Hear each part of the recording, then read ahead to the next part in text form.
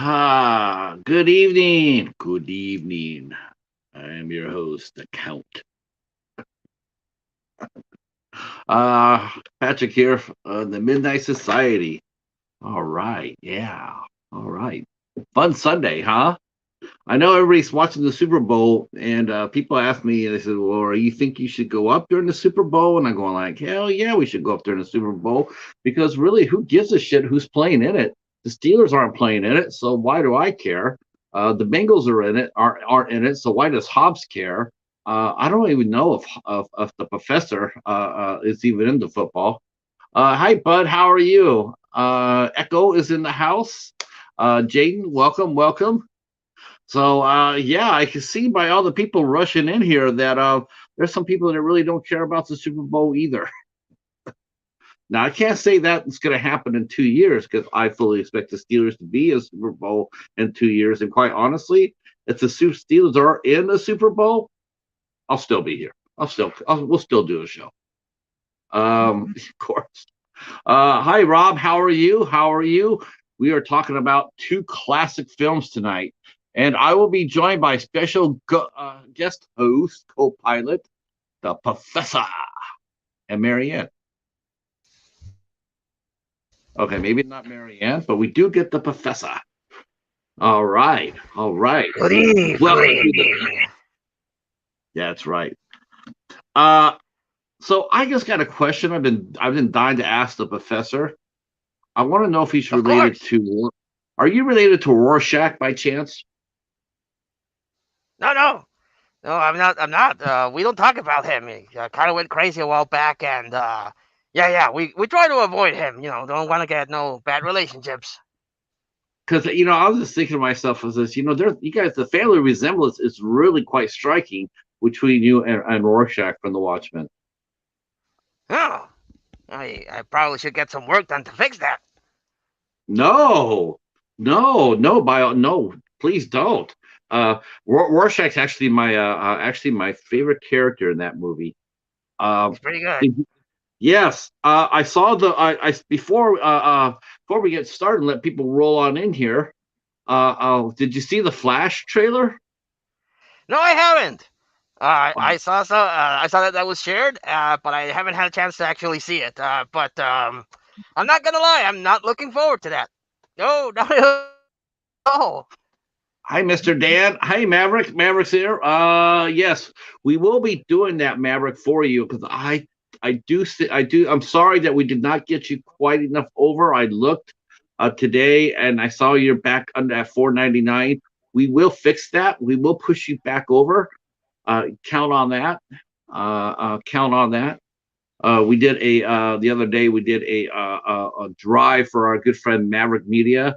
Got him over 500, and it looked like it was going to stay, and then it went back under. But we're going to go ahead and fix that. I can rest assured about that. Mr. Bones is in the house. Eccles in the house. Yeah, this is going to be a fun show tonight. We are talking about 1972 and 73's Blacula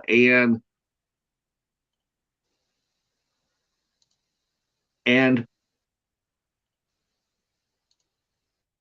Professor, help. Yes, I'm still What's, here. what other movie are we watching tonight besides Blacula? Oh, okay. I'm sorry. I didn't know what you were throwing, but okay. That's why I never was a football player. I never could catch a thing for it worth a damn. But we are watching Blacula and Scream! Blacula! Scream! That's right. Um, I have not watched these movies in over 30 years. So this is like one of those other movies where you watch it for the first time in 30 years. It's completely brand new to you. It's fresh. Um, wow, I gotta admit, these two movies blew me away with how good they were. I, Yes, I, I Go ahead. especially the first one. I had a little bit of difficulty finding the first one. You suggested Tubi, but Mexican Tubi is quite different from in other countries. We don't have a very good selection of horror movies because they only stream things that already have a Spanish audio thing recorded. So anything that's in English we ain't getting here, so that Uh, kind of sucked. um, you mentioned that Scream Blacula Scream is on the tube. I did not see I did not see the first one. I watched the. I have both movies, but I do know that Scream Yes, Blacula got Scream. those recently. Yes, it is on the tube. It is on the tube. Oh, is he? Oh, sweet. Thank you. Okay, so YouTube fixed it. Yeah, you know how that goes. YouTube goes up and down, up and down. Like it's like being in an ocean. But before we go further, there's one thing I need to do real quick before we go further, and that is this.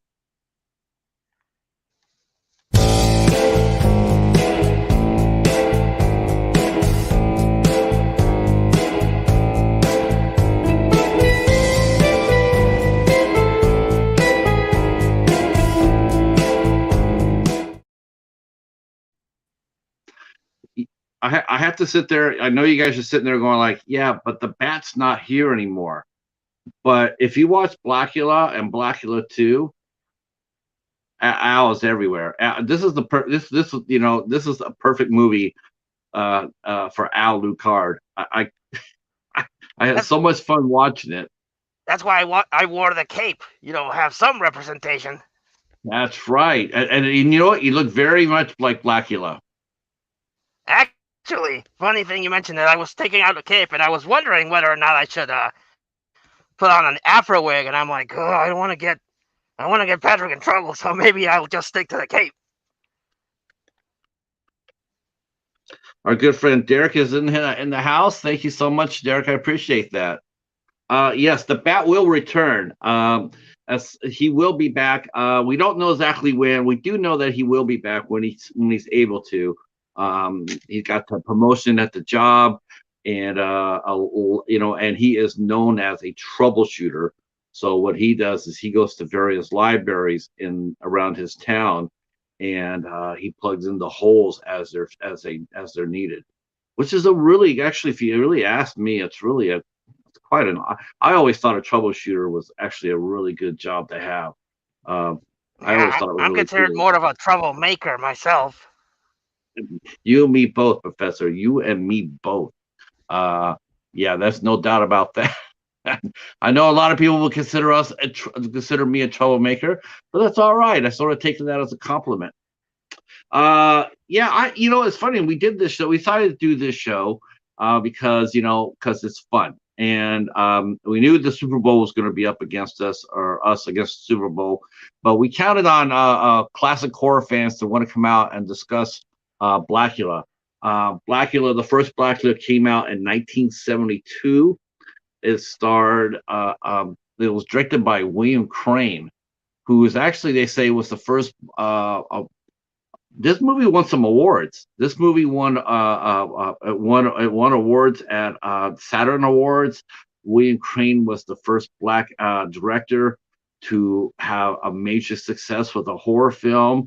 Of course, William Marshall starred as Blacula, and good lord, what an actor!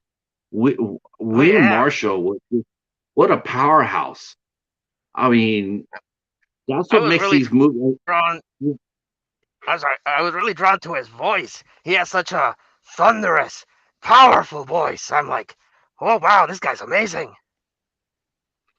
I think it really helped a lot with William Marshall that he had such a pedigree, um, and that these movies they're a little bit they're not actually, quite honestly, it's pretty well acted. Both movies are really well acted. They weren't campy in the slightest. I was sort of expecting camp a little bit. It's like, okay, this is gonna be sort of 70s cheese, right? But I gotta admit Yeah, that they weren't. They were very, very worthy vampire movies. Very. Um, yeah. I was. and I've seen them many years ago. Well-known story. Young Professor Macabro used to stay up late and watch a lot of amazing horror movies, and I came across that, and I was like, "Wow, this is really cool. I really like it." Years later, I found out the whole story of how black exploitation and everything like that, and how they released these two movies. And oh, I forgot the name. The Black Frankenstein. I Oh forgot what yeah, it was called. Blackenstein. Yeah, that's the one. And I've seen a lot of movies from the genre, starring Pam Grier, who we might talk about later on, like Coffee and stuff like that. So it's a genre that's really, really cool. But these two particular movies are exceptionally well made. They're well shot. They're well acted because of the lead. I Yeah, thoroughly enjoyed revisiting them. I was me too, and I've watched Blackenstein, and I know that it's considered a cult film or what have you. But Blackenstein couldn't hold they couldn't hold the jock of the two Blacula movies. That Frank No. Blackenstein is definitely a black exploitation movie. I would not call these black exploitation movies at all. I would call them simply straight out horror movies. Agreed. Because I think anybody slapping the black exploitation title on both of these movies is doing them a serious disservice. Um, I mean, that'd be just like slapping a white exploitation movie on every single white movie come out. It's just or calling it campy, or comedy, horror comedy, or slapping a title on movies, like The Godfather. Oh, that's Italian exploitation. Is it? No, of course not. We never hear movies like that called that. They just get called good dramas. And Blacula Scream is they're just really good horror films. Um, Very worthy, and highly entertaining. Yes, they had a couple of fun moments in it, but that's good though, right? I mean, every horror movie needs a light moment in it or two. Um, Yeah, especially but that happens more on the second one. I felt rewatching it. The first one's a little bit more serious. The first one's a little bit like they went all out to make a good movie, and it really does show. I saw that too. I was reading about some of the reviews for the second one, but I didn't feel that way either. I did not feel that the second one was rushed. I didn't really feel like it was. I thought it was actually well written and very well acted. I mean, there's that cast is stacked a little bit in the second one. More, I think it has a better, well-known name cast in the second one than the first one, though both are equally strong. Um, Agreed. Vanetta McGee, she went on to do The Cotton Club. Of course, Denise Nicholas was doing Room 222. She ended up doing in the Heat of the Night with Carol O'Connor later on, and she was just drop dead gorgeous. Denise Nicholas is one of the most beautiful actresses ever on the screen. Um, and it also had, like I said, we also had William Marshall as the lead, and man, I just so impressed. And at the same time, I'm going like, why didn't they use him more for movies like this? I mean, he was just a presence. I agreed. I was listening to a podcast that I follow that actually did the first Blacula, and they did mention that the first Blacula was one of the highest grossing movies of the year that came out, 1972, and that the main actor that you mentioned had a career in Broadway, so that's why he had this big thunderous voice, because he had to project his voice in the theater. So I was like, well, that makes a lot of sense, because he really has this imposing thunderous voice. When he talks, people are like, good, and just freeze and listen. Plus, it helped that he was 6'5" too. He was a big man. William Marshall Yeah, was a big man. I mean, he was very much a presence. And I must you're right. admit, when I was a small Macabro, the first time I saw him before Blacula was as the king of cartoons in Pee Wee's Playhouse. That's my first encounter with him. Then I saw him as Blacula. I'm like, oh crap, he's a vampire. That's awesome. Mr. Dan Ahor is commenting. The second one also combines the voodoo elements very well. Yes, yes, it Voodoo certainly Magic does. Man. Voodoo and devil worship and everything else, that was actually very popular among all Hollywood at that time. I mean, it wasn't that much further, 72, 73. That was when Rosemary's Baby was there. You had The Exorcist that came out in 73. There's a lot of supernatural horror elements, supernatural elements in Hollywood movies at the time. So it did fit into that era. It was Yeah, very well explained. even in the 90s, it seemed to have like a resurgence with Serpent and the Rainbow. And in Predator Um, 2, there's a gang that's where the Boo Magic Man phrase I usually tend to spit out comes from, because there's this whole gang that's into voodoo. So it's always been a very big part of movies. Well, at least in the horror genre. Yes, yes.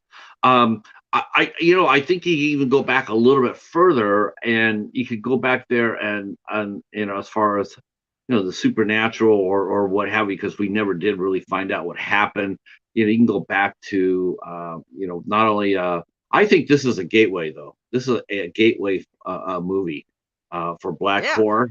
I think this is as far as I think this opens the door for that, because there was a lot of black horror movies that came out after the two Blacula movies, and I think this is we talk about Psycho being the gateway for slasher movies, Dawn of Night of the Living Dead for zombies,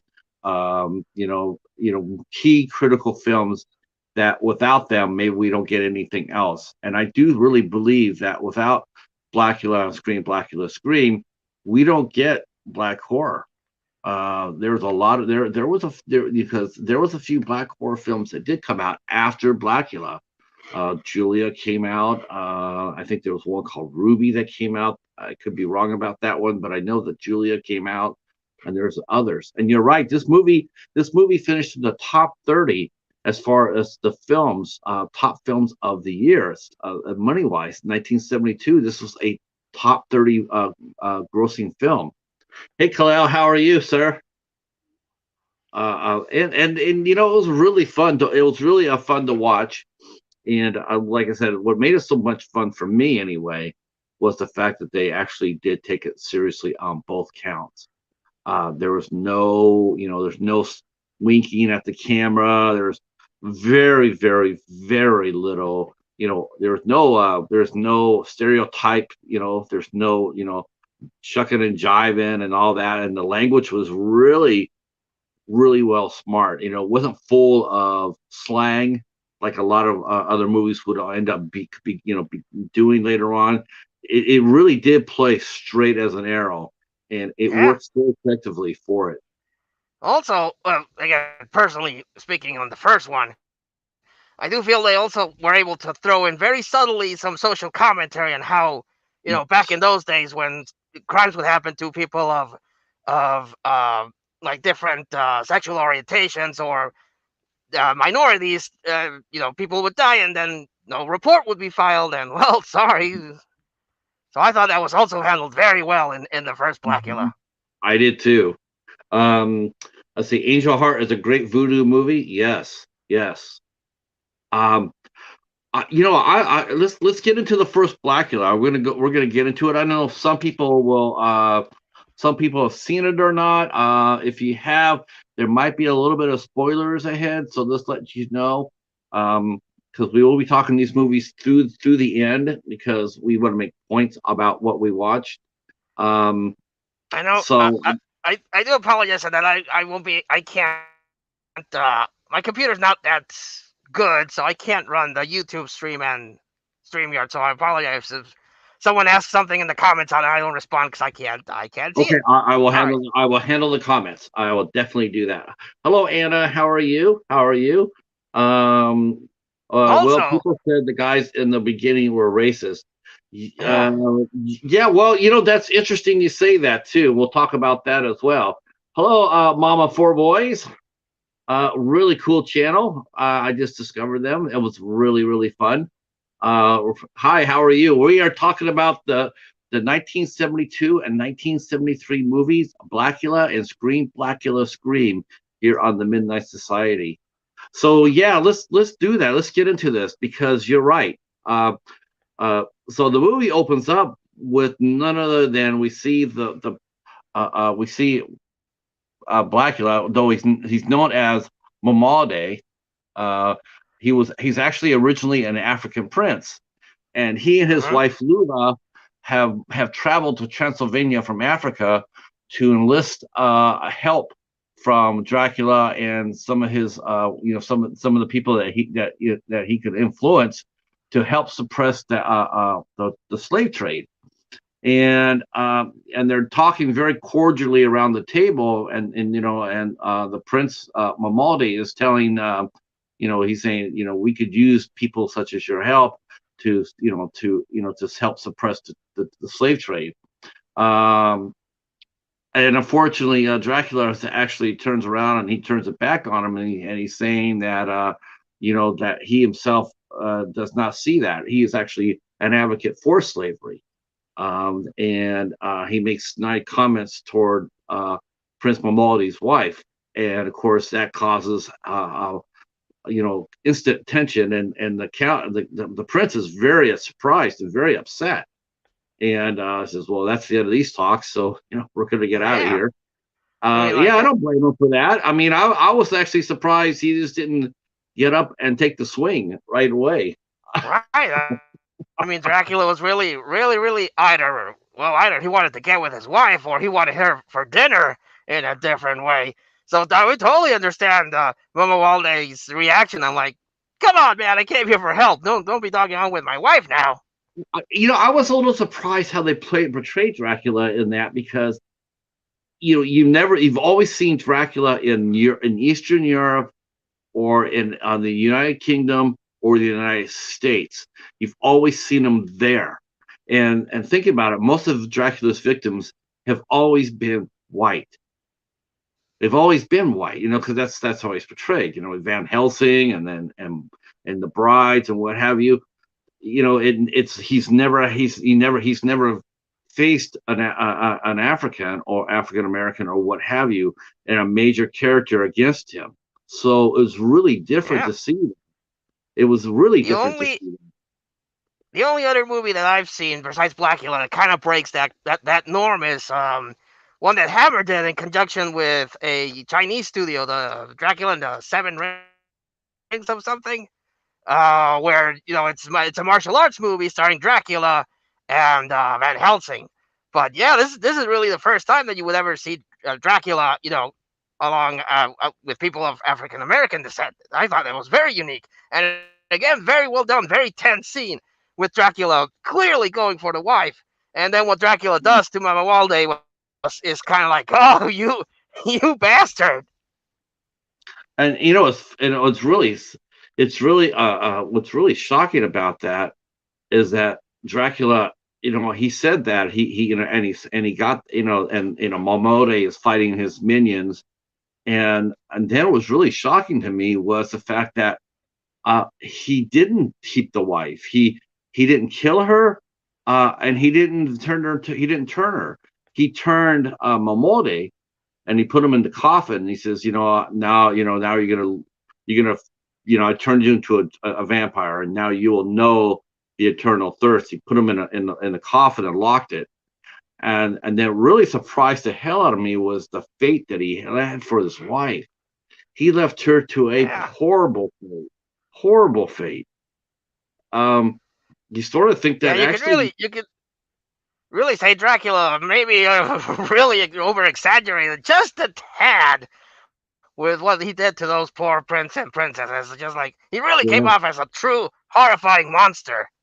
yes, one of the best before. Well, actually, this is one of the best portrayals of Dracula, and the true sense of evil of what he is. Because a lot of movies, he's always portrayed as a sympathetic character, where in reality, after all this time, he's not. That part of him died a long time ago.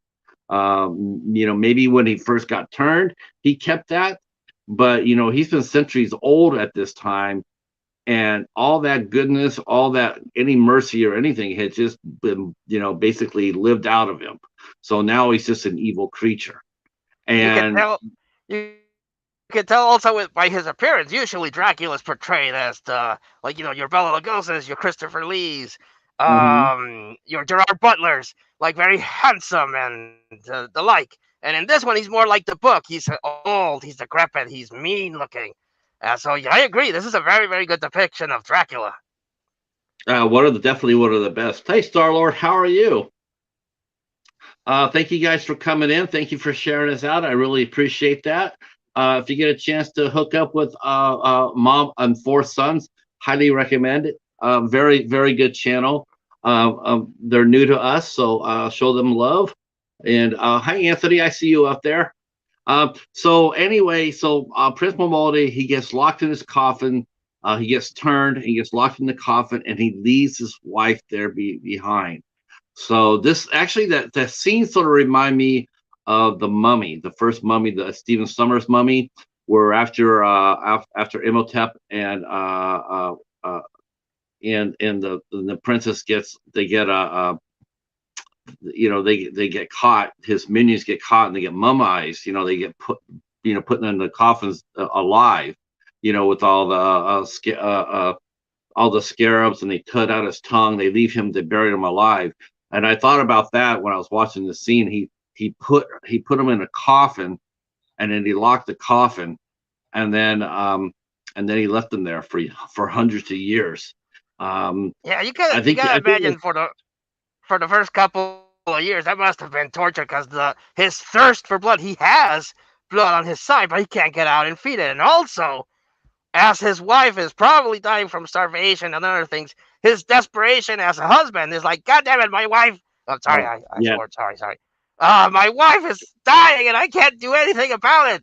It really yeah. is a horrifying fate if you think about it. Yes, that's what I was saying. This is a terrifying fate that he left Luva to die of starvation or a thirst, and he's gonna hear everything. And that she was trying to get him out. But imagine if she would have got him out, it's like it's hell, or it's like it's a rock and a hard place. She dies of thirst or starvation, or she manages to get him out, and then he ends up killing her because he can't help himself.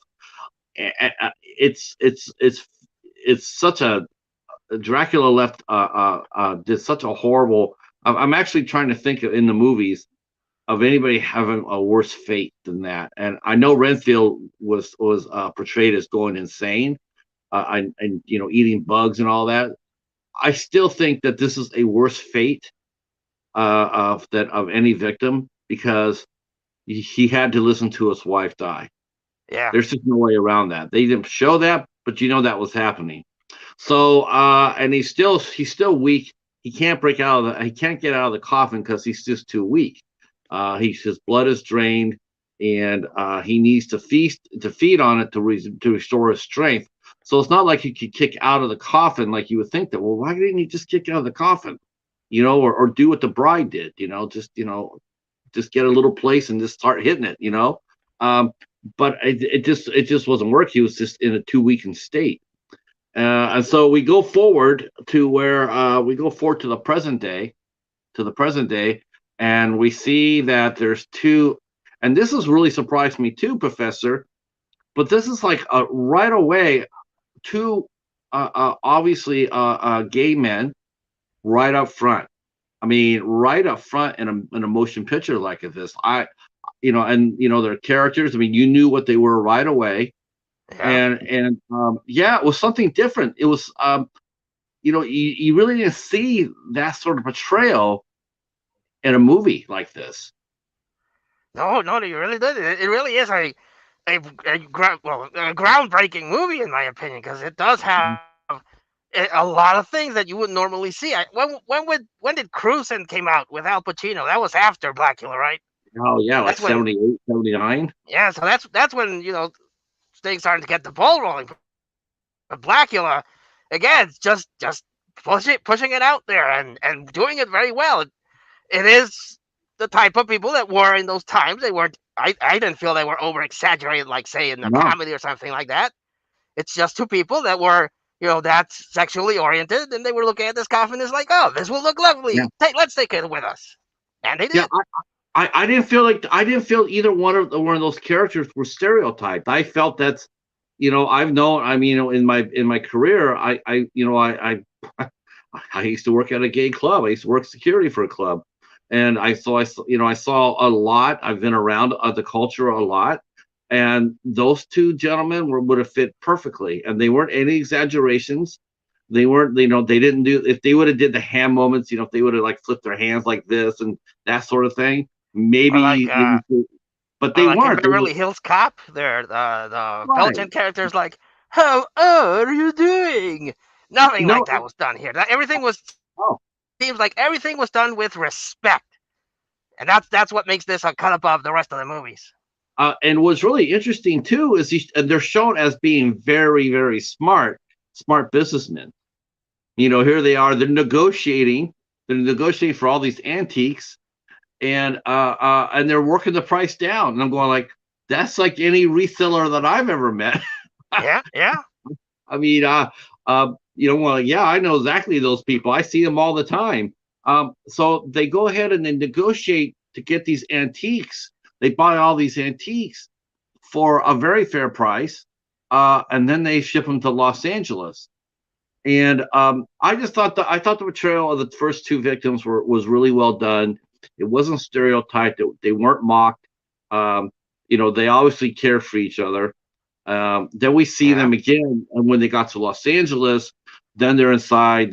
Then they're inside to see what their, to go over their purchases. So they're going through all their loot, and then they come across the coffin, and the coffin is like, whoa, they're really surprised at that. It's like, okay. And then while one is opening up the coffin, another one's opening up another case, and he normal thing, he slips and he cuts himself, and he cut himself pretty good based on what we saw. Yeah. And so his partner turns around, and he's helping him stop the bleeding, and it hurt like hell. And then unfortunately they knocked the lock off the casket, and now we see Blacula. And he's Blacula because that's what Dracula cursed him at. He cursed him when he buried him in the coffin. He says, "You shall be known as Blacula." Um, and So Blacula gets up, and he's been in the coffin for 300 years. Um, and he's dying of thirst. As you Um, would be. yes. Uh, and again, it's like, even if he, as we see later on, I will say this, and I don't know, see if you agree too, Professor. He is he's a tragic figure, but he's not an anti-hero. No. He no, he's not. He's not one of those guys that's just going to be like, well, he's had 300 years to think about where he's at. I think when he gets out of the coffin, I think in a sense he is where Dracula was when he met Dracula. I think after 300 years of not being able to being alive but not being able to do anything about it, I think any mercy or any humanity has burned out of him. Well, yes, because not only has he now become a bloodthirsty, soulless monster, but we've seen it as a psychological effect in prisons where people are stuck in solitary confinement. Being alone, it is human nature to try to seek out, to talk, to have a conversation, and being confined in that small space for so long, it destroyed his mind. It turned him literally into a monster. yes. Um, So he's not only is he like, no soul. He gets out, and he smells the blood, he sees the blood, and he goes over there, and it's a man in the desert. He sees an oasis, he's going for it. So he grabs one of the gentleman's arm, and he drinks. And he drinks, and eventually he ends up killing the two. Um, that's what he did. Yeah, So he kills the first two, and he grabs his cape, and when you see him, man, he looked like he really did look like a man in the desert. Like when he shuffled his feet, he could barely even move. yeah, Um, yeah. and then once he got the blood in him, and then he regenerated his strength. Um, Sort of scary how fast that happened too. Um, so he grabs his cape, and he's still wearing the same clothes he did from the party. So 300 years, pretty good. That was pretty good. Those clothes stayed in such good condition. You would think that they would have rotted off, but they didn't. Um, so he gets his cape, and then he heads out into the world, Los Angeles. Also, if I may, I really, really like the look of Blacula as because he does have a different face when he's Blacula and when he's trying to pretend to not be Dracula. Like he has his these like this beard thing, and they put makeup in his eyes. He looks amazing. I feel he looks amazing, and once he is Blacula. Yes, yes, yeah, I do too. I think he was very imposing, right away. He was just like, as soon as he got a little bit of blood in him, and he regenerated, renewed himself, and then he was such an imposing figure right away. I Yeah, like the fact they did that, because I'm just a little surprised. I'm a little surprised that to me, I would have been a little bit surprised. I wish they probably would have did this. I would have been interesting to see if they would have had him like start hunting for Dracula, going for the person who turned him. That would have been an interesting plot twist. Maybe because I heard that they're thinking about redoing this movie. I heard that they're talking about it, and that would be one of the storylines I would have had him follow. Is okay, he got out of prison for 300 years. I like to find the guy who put me in that position. Yeah, that'd be the very first thing I would do. yeah, and But go ahead. I was gonna say like yeah, like gets out. Oh, I've eaten. I feel good. I would be like, oh, where's my wife? What the heck happened to her? And then I'm like, I'm gonna get the guy that put me in this situation. But he seems to adapt very well to being, waking up and being in a totally different place. Even, when he went to sleep, it was a castle. When he wakes up, it's this home, and like, what the heck happened? Um, let's see. Star Lord mentions he liked a vampire played by Malcolm McDowell in Tales from the Crypt. He was stealing from blood banks and then draining blood of people on the street to put it back. That would have been interesting. Rob mentioned the Horned Eye. Was that a sect? Rob, unless that was part of the from the Tales of the Crypt story. I haven't seen that one, but that's an interesting story too. So okay, so he's out now. He's out, and now we're gonna start meeting some of the other characters in our play. Um, of course, the two gentlemen who are killed, Bobby and Billy, and so they put Bobby's body in the morgue, and of course Blacula is he's there because he's that's where he followed Bobby because he turned him. He turned Bobby. He killed Billy, but he turned Bobby, and so he followed him to the funeral home to see where he's at. In fact, we do see Bobby's hand move. It moves, and when the friends and the family ask, "Well, how that happened?" and then the funeral director says, "Sometimes that's a reflex." That would freak Yeah, me out. rigor mortis or something. Yeah. Um, so Blackula is he's sitting in the funeral home, and he's spying on the friends that are coming over to check him out, the family, and that includes our two of our main people, Tina Williams and her sister Michelle, and then Michelle's a boyfriend, uh, who's Dr. Thomas, which is in for us is basically our Dr. Van Helsing, Dr. Yes. Gordon Thompson. Yes, Thompson or Thomas, a pathologist for the L.A. Police Department, and he was actually played by a gentleman named uh, Thomas Rasmusas. I can't pronounce that name, but he was a big star back then. He was a star. He did a movie called Cool Breeze, which was a black exploitation movie and a big one at that. Actually, I think it came out slightly before Superfly did, and so it helped launch the black exploitation. but he was actually a big star back when this movie came out, and so he played our hero. So, but Blacula, when he notices this, that Tina looks, she looks just like his wife Luva, who has been dead many years. Um, and of course, because Blacula's mind has been a sort of fractured, he sees Tina as a reincarnation of Luva, Yes. because she looks so much like his wife. I So actually I actually really like how they they adapted the book, the two stand-ins for Lucy and Mina.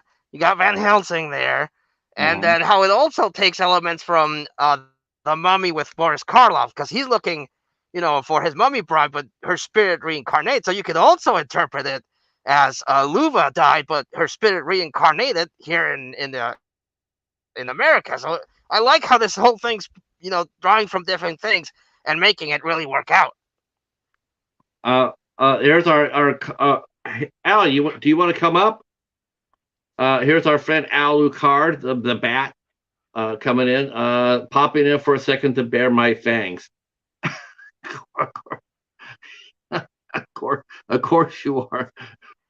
There were plenty of bat sightings in these movies. Let me tell you. In fact, the opening sequence for the Blacula movie, the first one, oh my Yeah. god, it was so Al all day. It showed a little bat flying in the whole opening credits.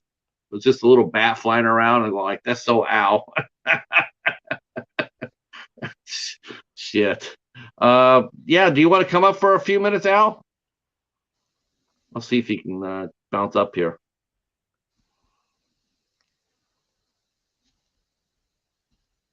Okay, so we see them. We see the other side. Of course, Blackula is in he instantly he's hooked on Tina. So uh, so he starts. He's gonna and Tina decides to take a walk home, and Blackula follows her. And Tina actually she senses something's not right, and so she starts Yeah. running. And she drops her purse and she starts running. Um, uh, um, and she dashes home. She barely makes it inside the house. She's looking over her shoulder. She doesn't know that Blackula's not tracking her. But why would he? He's got her purse. Mhm. So she dashes in there, and then and then her sister comes home, and she says, "Hey, I was being chased, and this and that." So it was really spooky for her.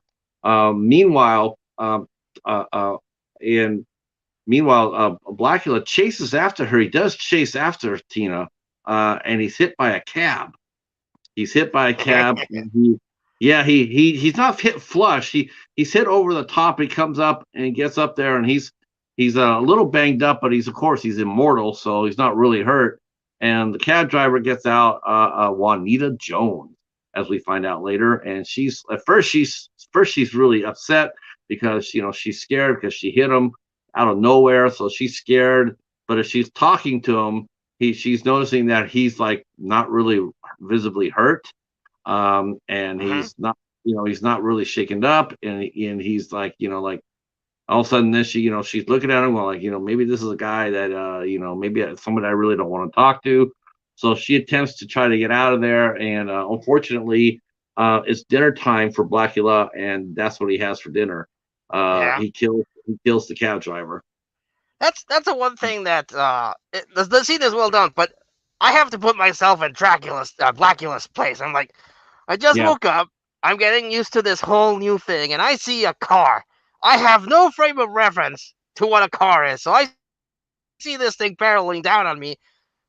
Sure, he's an immortal, soulless monster, but even I would probably be thinking like, "What the heck is this thing that's running me down?" But Right. no Yeah. reaction. Yeah, I mean, if you think about it, if you think about it, it makes sort of sense that he did kill the cab driver because yes, he killed that one, he killed the first guy, but that meal was a little while ago. We haven't seen what he's eaten since then, and I'm sure that he was getting rather drained, which was part of Yeah. one of the reasons why he couldn't catch her. Here he's running after her, but he's not catching her, and he couldn't change into his bat form because he's just not strong enough. So Yeah. so that's the reason why he probably couldn't catch Tina. So when he killed the cab driver, I could see it like, okay, I need more strength, I need more blood, I need to get stronger, and so that's what he does. He kills the cab driver, and so um, so Dr. Thomas, though, he looked at Bobby's body, and he noticed that the two puncture wounds on his neck, and he was really intrigued by that because that was really unusual. And in fact, he was Mhm. like, well, why didn't they have autopsies? They didn't have autopsies. They were just like, which is unusual, but they didn't have them. So there they are. They're embalmed. So now they can't do anything about well, at least uh, uh, uh, at least Billy was. I don't think Bobby was yet. But Dr. Thomas is now interested in what's going on. You know, he wants to know what's going on with McCoy's body. So because he's interested because because he saw the cab driver, and she saw that he saw that the wound on her neck was the same as the one before he saw in the funeral. So what he's going to do is he's going to go ahead and investigate. Um, Yeah. uh, And you should. yeah. So now it says it mentions we later on we do see Juanita again, and this is a small minor detail, but it did seem to Also, take a little longer. Go ahead. no, I was gonna say the movie confirms that Dracula is a thing. He did exist. He Hmm. was a real, actual thing. Would you think that once people start, coming up with the bite marks and drained of blood, someone would be like, "Hey, it's kind of like with Dracula. We should probably make a bigger deal out of this." Yeah, it's really interesting too. You mentioned that because they put that into play into the movie, like like Dracula was a real human being, real killer or whatnot. I mean, there are books written about him. It's a lot of people are, some say, well, it's just a comic book, but you know what, it's only because they didn't know. That's right. But people who do know, they know that yes, Dracula really was real. There was actually a woman named the Countess Bathory, Yeah, yeah. who was a real vampire, almost so to speak. She had killed hundreds of virgin women and bathed in their blood. I mean, she truly was a vampire. I don't Yes, know if she drank the blood, but she definitely bathed in it. Um, and she was a real person. That really happened. So yes. indeed. Um, One of the the one the thing, most well documented real life vampires in history. yes, yeah, it's yeah, she was truly truly a monster. The one thing that really sort of threw me off too was when they showed Blacula when he attacked. Like at first we see him, he kills the cab driver. That's what we think because where before we saw him reach. We saw him turn people. Juanita did not turn till much later in the movie, which really was interesting because it's like most of the time Dracula's victims turn within the first day, the first 24 hours, or like in a way they're almost like since like a zombie. They die, then you wait a little while, and they come back. Yeah, And we do see Juanita Jones come back, but not till toward the end of the first movie. Um, I did think it took a little long for that to establish because when you see him, because when you see her, she's dead. She's on the morgue. She has her vampire bites on her and everything else. It's not till later that they show her turning. Um, I think they should have just tightened it up a little bit, but that's just me. yeah, Okay. yeah. Uh, so so Dr. Thomas starts to investigate. He's noticing the bite marks. He goes to his boss, Lieutenant Peters, and he's sitting there saying, "Hey, boss, you're not going to believe this, but uh, you know, so um, of course his lieutenant is a little bit skeptical, and he tells him to, he says, "Hey, I don't think I'm not really believing that." So That's where we leave that scene. And then we see Yeah. Dr. Thomas, Michelle, and Tina. They're going to celebrate Michelle's birthday at a nightclub.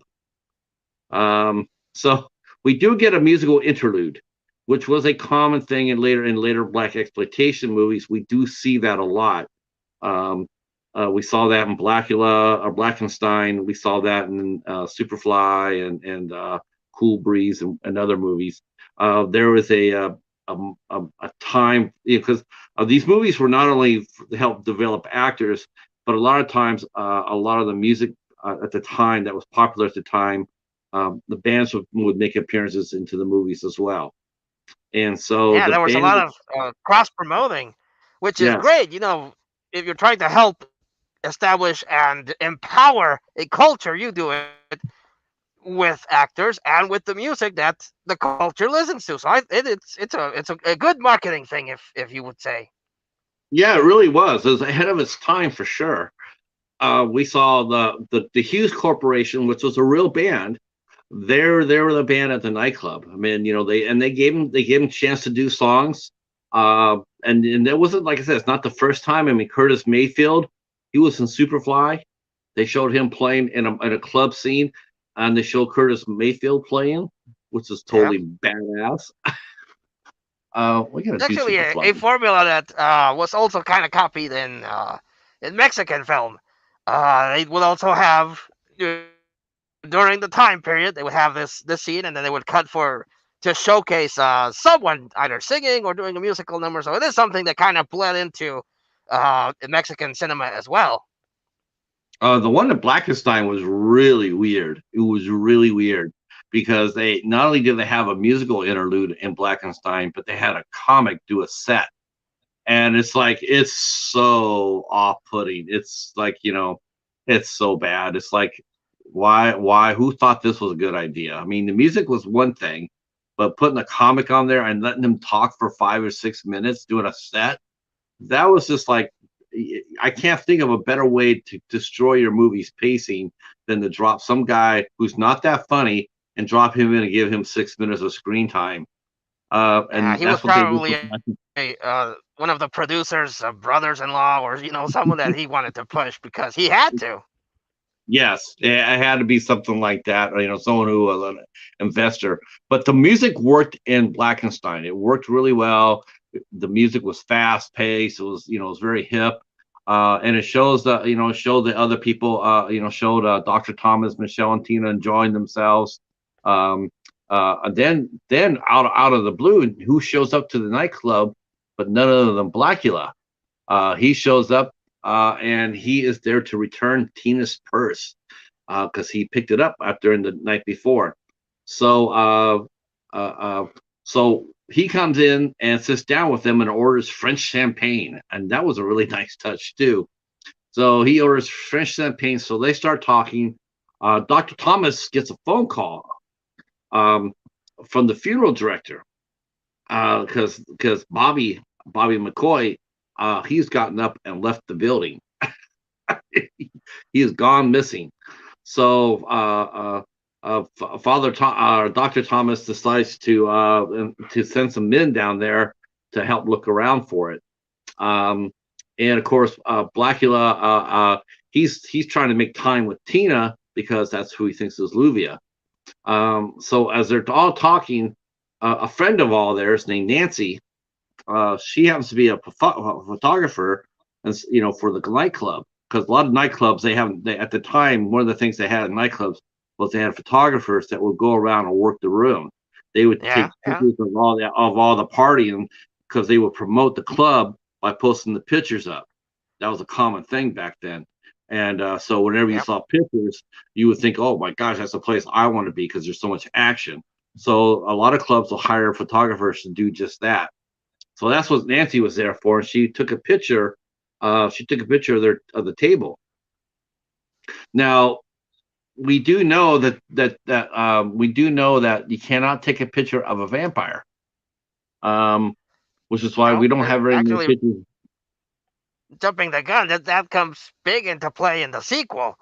But yeah, you can't photograph, and they don't make a reflection, so that's gonna be a problem for her. Yes, yes. And which what's really surprising about that. Here's what's really surprising about this. It was a little bit surprising to find out to think that because think about this. He was turned. Blacula was turned. Mamaldi was turned that night. Okay, so he got put in. He got put in a coffin for 300 years. He gets Yes. out. He's operating on what he knows for 300 years ago. The one thing they didn't do really that well in this movie, which I think they should have, because I think it would have worked a little bit better. They should have had him be curious and bewildered, because you're going for 300 years to like horses and carriage and no electricity, no running water, no toilets, no nothing. Then you wake up 300 years later and you got street lights, you got cars, you got all this noise. And he doesn't know what his limitations are. He doesn't know that that he has to be invited into a building. He doesn't Hmm. know that he's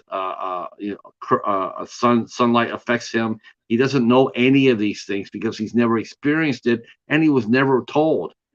So he comes Yeah. out a little bit. He comes out a little bit too polished, and that like he comes out knowing everything, like the photographer. To me, I think that he should have just sat there and acted like nothing was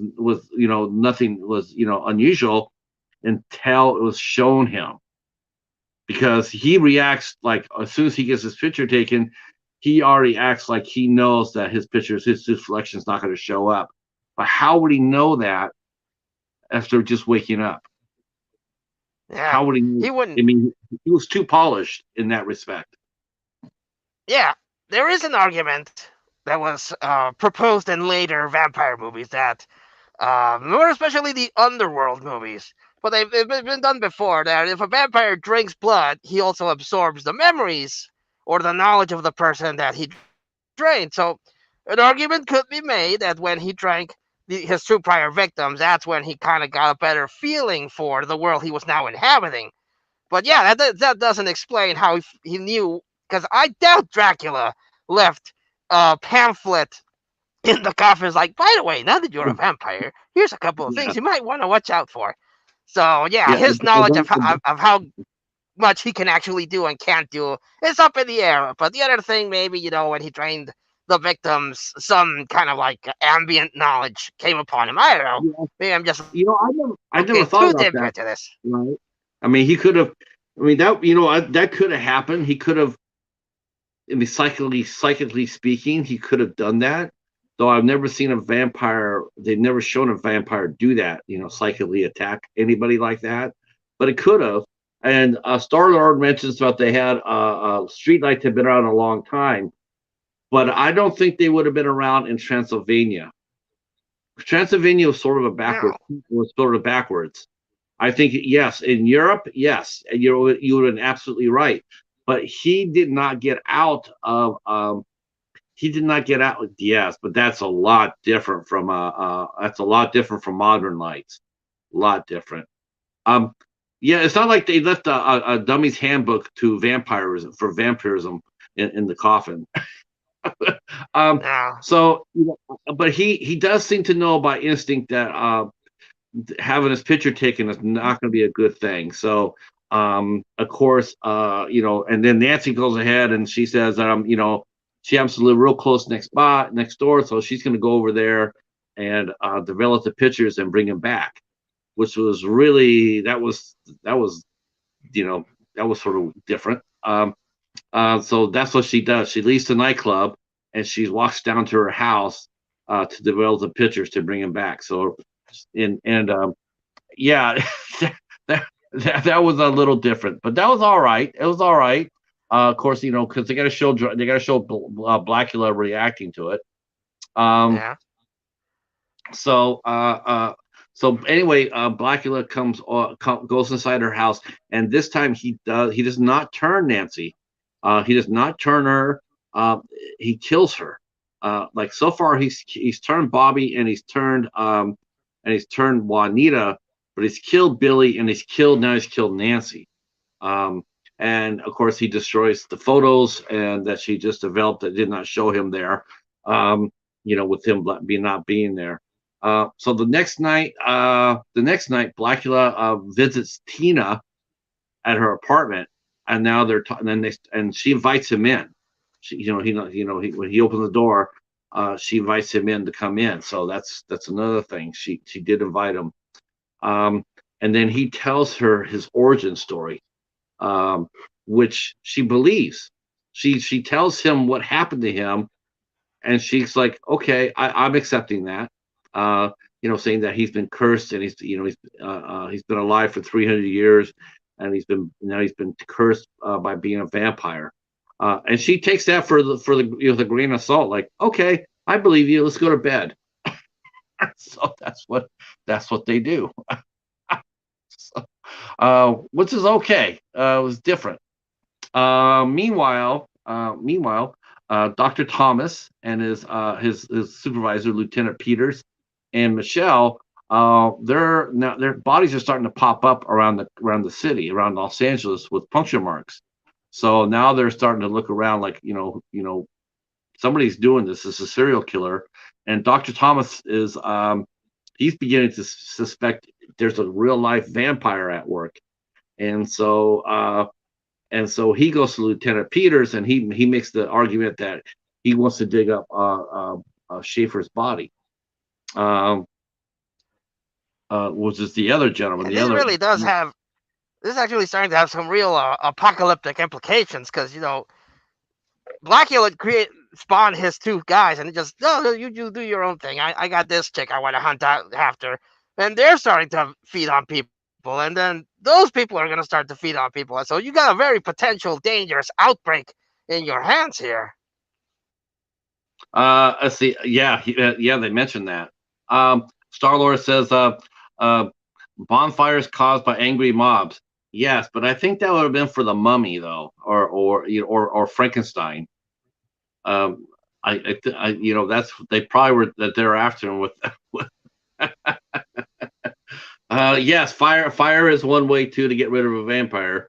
Well, if I'm not mistaken, though, I guess I have to go back and read about that. Yeah, that is funny though. You could be right about that. Um, well, the thing about it is too, it's never shown.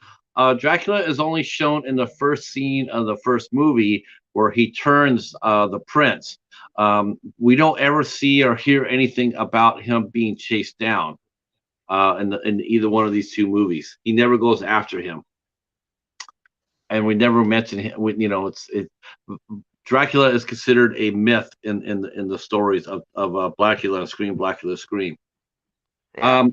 So they go to the gravesite, and Dr. Thomas digs up.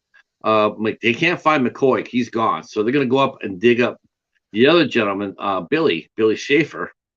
So he goes in and unburies him, and he actually did him a favor by doing that, because we find out that Schaefer has not died like he's been thought, but he has actually been turned as a vampire. So he's been buried for all this time, for a week or so.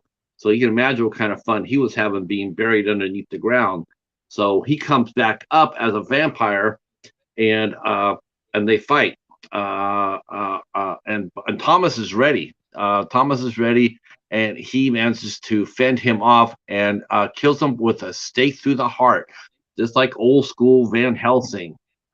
Yep. Um, Yep. yes. So now Thomas is suspecting that not every person that they're seeing, some people alive and some people are coming across as dead, but Thomas is getting the idea, like, they're not dead at all. Nobody's dead. Not just half, but nobody. They're all coming back. They're just coming back at different times. I mean, one person could turn in a minute, and one person might turn in an hour, one might turn in 24 hours, one might turn in 36 hours. There's no timetable. And think about that for a minute. Like for a zombie movie, it's like, okay, you kill a zombie dies, or a human being dies, then you look at it, and if they've been bitten but not killed, they'll die within an hour, and then they'll come back within 5 minutes. It's a Yep. set time. You can set your watch by that. But imagine with a vampire, with Blacula, he kills you, You die. You can even be put in a coffin. You could be buried in the ground, and 48 hours you wake up. Or the other person gets killed, and an hour later they wake up. There's no set timetable. You couldn't Oh, control. Yeah, you couldn't control that. That's a scary thing. yeah. Uh, And also, I wonder how much it depends on how the time period. Like, if he trains them completely, does it take longer for them to turn into a vampire? If he just nibbles at them but they die, does it take less time? mm-hmm. It's a really they left a real there this movie is really well written. I gotta say that this movie was well written. It was written by three different screenwriters: um, Joan Torres, Raymond Koenig, and Richard Gournier. Uh, it's a and well done too. Yeah. Well thought out script. Like we said, beginning of the show, this movie is really not campy. It's not black exploitation, and it's not campy. Oh, This is a good straight out horror film. yes, it's a Um, truly epic vampire movie starring African American actors. It's not done for let's see. laughs. It's not done for shock. It's not done for anything else. Just a movie, and a very well done movie with good actors. Let's see. Hobbs is coming in here saying these are very underrated films. Please discuss both. We are. I'm taking over the first movie. We're gonna walk through the first movie, and then the second movie, Scream, Blacula, Scream. The professor is going to lead our discussion on that movie. So we are covering both movies tonight here on the Midnight Society. Um, and see, Rob from Rob's Vintage Video, he would like to know, Professor, who's your favorite Dracula? Oh, don't make me choose between my children. I will always have a soft spot for Bela Lugosi. Of course. He just his presence, his mannerism, his voice, how he became very iconic to the character. I really like Bela Lugosi's Dracula. Yes. Yeah. He has to be the first. As far as that goes. Hello. He has to be the Oh, first. yeah. Um, what about Richard Roxburgh? I thought he did a good Dracula. I prefer Christopher Lee. I had to push Richard in there too, man, because I love Van Helsing. That's why. Let's see. I enjoyed all the features in my two disc set. I did not get that. I mine came very bare bones. It's an MGM release, but they did not do any special features on the copy that I have. I did get it. It is a two disc set, but I didn't get the special features, so I will definitely be looking out for that. Definitely. I I got cut off a little bit, but I think Shout Factory released them on Blu-ray, and they have a lot more special features than the two feature DVD. Okay. Yeah, I got the old school one. That's just it came out with a theatrical trailer and subtitles. That was all that came out with trailer and subtitles. That's all it came out with. No special features. Bare bones. Bloodless. Mine came bloodless. How about that? Yeah, it was just Um, a cut above VHS, but below that really awesome Blu-ray.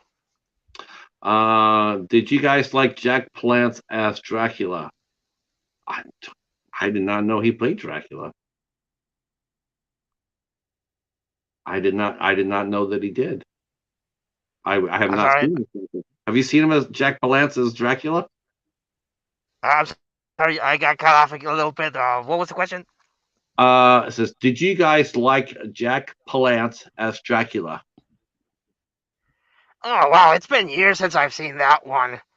I wouldn't say he's my favorite Dracula, but the movie's interesting. But I didn't feel him as Dracula personally. Uh,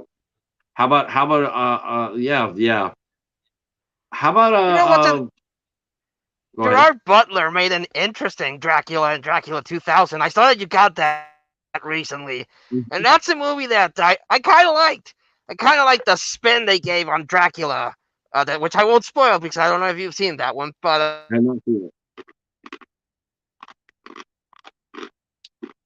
Didn't they make three of those though? Didn't they make one like? Didn't they make three of well, those in a I trilogy? own Dracula 3000, I own Dracula Dracula 2000. two, yeah, I own Dracula 2000, and then there's the sequel to that one, and I have Dracula 3000. Happens to share the 3000 number. Yeah, because I have not seen either one. I thought there's three of them. I know I have Yeah, not seen not I've only seen part of one. But that was like years ago as well. I dug Um, it. I would recommend you give it a watch. It has Jerry Ryan, and she looks beautiful in that movie. So I'd watch it just because of that. I know Diane Neal's in Dracula 3000, and I Yeah, love yeah. Diane. I love Diane Neal. So, all right, let me get going because we're moving into our third act, and then we're going to Okay. let the Professor take over. Uh, so, so Dr. Thomas reaches out. He calls the morgue up. He's already talked to Sam. Sam and Dr. Thomas. They work together, but they're not really what I call friends. But Dr. Thomas tells Sam he says to take out Juanita Jones's body that's in the deep freezer and to take it out and let it because he wants to let it thaw to see what happens. And then he says to tell Sam to lock the door behind him. Lock the door and do not go in. Do not let anybody else go in. Um, and of course, he does not do that. He stays in there. She rises and kills Sam, and leaves him or takes him probably over to eat. Lieutenant Peters and Thomas come to the morgue and they find that Sam is probably long gone dead. Um, so they go to the exam room by the freezer where Lieutenant Peters sees a sheet covered body. Um, uh, and it's Juanita Jones, and she attacks to the lieutenant. Uh, but Thomas brings out none other than a cross, long enough for the open the window and to expose her to sunlight. That scene there, it was cool in one thing, but the effect was a little bit lacking. It was cool for the Christian cross, because the cross will stop a vampire or at least hold him at bay. But when he does the blinds, there's really no big, it's just like she screams a little bit and then she falls down, she's dead. She doesn't disintegrate, she doesn't burn up or anything else. She just screams a little bit and she falls down. In fact, if until you're told that, I put sunlight on her, you didn't know what happened to her because it was such a very, I mean, she dies so fast and her body Yeah. didn't burn. Yeah, I just put that more to budget constraints than I did anything else. I just thought, that's probably what it is. It's just the budget. Yeah, they couldn't Anyway, get a stuntman to be lit on fire, I guess. yeah, we'll talk about that in the second movie because that was interesting. You mentioned that. So that evening, Thomas, Michelle, and Tina are back at the club. All right. Gotta have that club scene. When Blacula Yeah, yeah. arrives to pick Tina up, he's gonna pick Tina up to talk to her. So Dr. Thomas questions Blacula about vampires and makes it known that Dr. Thomas is he's a believer. He knows that he believes vampires are real, and that he's very well versed in knowing how to stop vampires, and that includes finding the coffin of a vampire. Just one of the ways you can destroy him is to destroy his coffin. So he makes it You gotta known to. imagine. You gotta imagine Blacula was like, "Wait, what? Really? You can kill me with that? I mean, I don't know Yeah, what you're talking about." see, that's what I mean. It's like some knowledge he doesn't really have, and then some knowledge he does have. It made the story just a little bit uneven, But he does believe him. Says okay, and then he believes him so much that he goes in and he moves his coffin. He moves it. He's like, okay, this guy's it's like he's telling the truth. I can sense that he's not bullshitting me. He's telling me the truth. So he does move his coffin. Um. So Yeah, anyway, better safe than sorry, quite frankly. so he tells Blacula that they're going to start searching for the vampire's coffin, and of course that makes Blacula very very nervous, and he takes it serious, and so he grabs Tina and he splits. But Thomas and the rest of the gang they're mentioning that no one's seen Nancy since the very night that she took pictures. So they decide to go on over to Nancy's house, and Dr. Thomas finds the photos with no Blacula. Blacula is not in the pictures, and now he knows that Blacula is the vampire. He knows that he's truly the vampire. So now, and then he also realizes too that Tina walked out the door with him.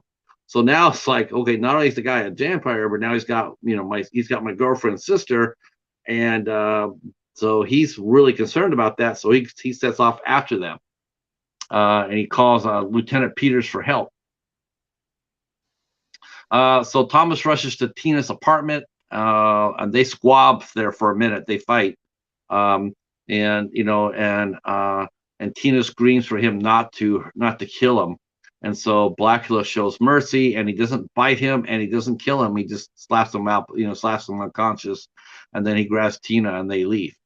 But getting away, Blacula kills a cop who happens to be coming out to back up Dr. Thomas, and he kills the police officer.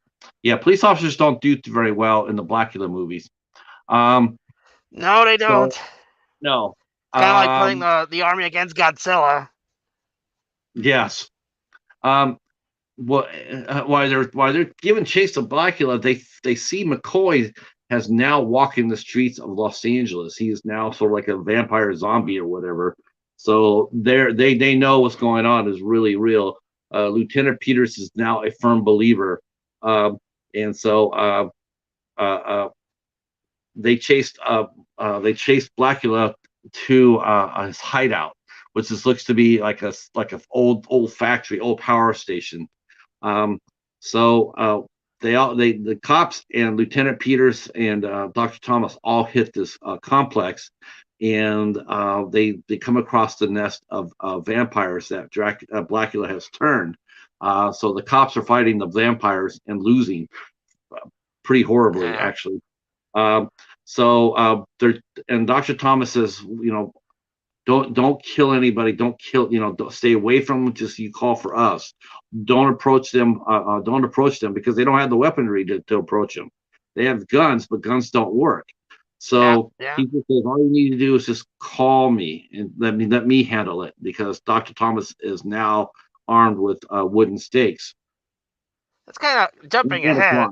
I kind of like how that plays out in the sequel. In the sequel, it seems like they're a little bit more prepared than in this first one, but we'll get to that when we get to that. Yeah, because I think because the first one, it makes sense that they're a little bit more prepared. But yeah, you're right. We'll come to that, and I'll share my thoughts about that too. But we're talking about modern cops and everything else. So the belief that they're actually chasing a real life vampire, I can understand them going like, "What? Are you guys crazy? You go crazy." Of course they don't really, believe that. But now they're starting to see it, and that one, especially when they start getting killed. And one of the people. I don't get. It's something that I've always questioned in horror movies. Like in the world of horror movies, do horror movies not exist? I mean, if you watch a horror movie, there's always the people that disbelieve, and it turns out, oh crap, the monster is real. So, do people in horror movies not know about horror movies, and that's why they're so skeptical about everything? It's hard to say because Dr. Thomas, if you think about it, I mean, Dr. Thomas immediately embraced it. I mean, there was no second guessing from him. It wasn't like, oh, okay, I got to see it to believe it, like Lieutenant Peters. It wasn't until Lieutenant Peters saw it that he's like, oh shit. It's like, you're not kidding me. Whereas Dr. Thomas, he's sitting there. He's like, as soon as he saw the first victim, he immediately knew. He says that's really unusual, and I'm believing that. I think that's a vampire. It wasn't like, I wonder what that is. It was almost like he already knew. He already had sort of like a psychic foreshadowing. Yeah. Wish they could have explored that a little bit more, but he believed it, and he was well read on the subject. Which is why he was sitting there saying, well, we could find you, if we could find the coffin, we can stop a vampire. Who would know that unless it was someone who was very well read about the subject, and he knew a lot about vampirism, so he immediately established himself as a very credible threat to Blacula. So meanwhile, back at the hideout, Yeah. the last scene, one of the police officers, he draws down and he's trying to shoot Blacula, but he accidentally hits Tina instead. He hits Tina and shoots her through the chest, and the only way that Tina could be saved is if Blacula turns her, and so that's what he does. He has to turn Tina in order to save her life. He has to give her unlife, and so that's what he does. Yeah. So he grabs her and they escape, and then one of the other police officers finds the coffin, and they alert Thomas and Lieutenant Peters. So Thomas goes from behind, and he's going to open up the lid, and then Lieutenant Peters is going to stake him. And so that's what they do. They open up the lid and they stake the vampire in the coffin, except it's not Blacula, it's Tina. They staked Tina. She had turned, and they staked her, and they killed her. They kill her Oops. in. Yep. So Blacula comes up and he sees that, and he looks at Lieutenant Peters and Dr. Thomas, who were getting ready for the last fight, and he says, "There's no reason to fight. I mean, I'm done, and there's Yeah. nothing here for me."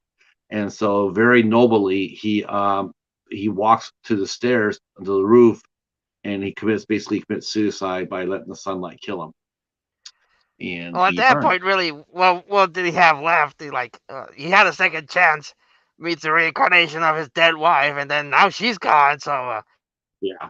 yeah, Um. I think I'm done with this. Bye. Uh. Let's see, Vincenzo. Hi. How are you? Vincenzo mentions he's got both Blackula movies on a Blu-ray box set. That's probably the one that Hobbs has got. I love Blacula. Wish they would make a new one. I actually heard that is actually in the process of they're developing it. At least late 21, early 22, they're supposed to be developing a new Blacula. I think it's high time to bring him back. Yes.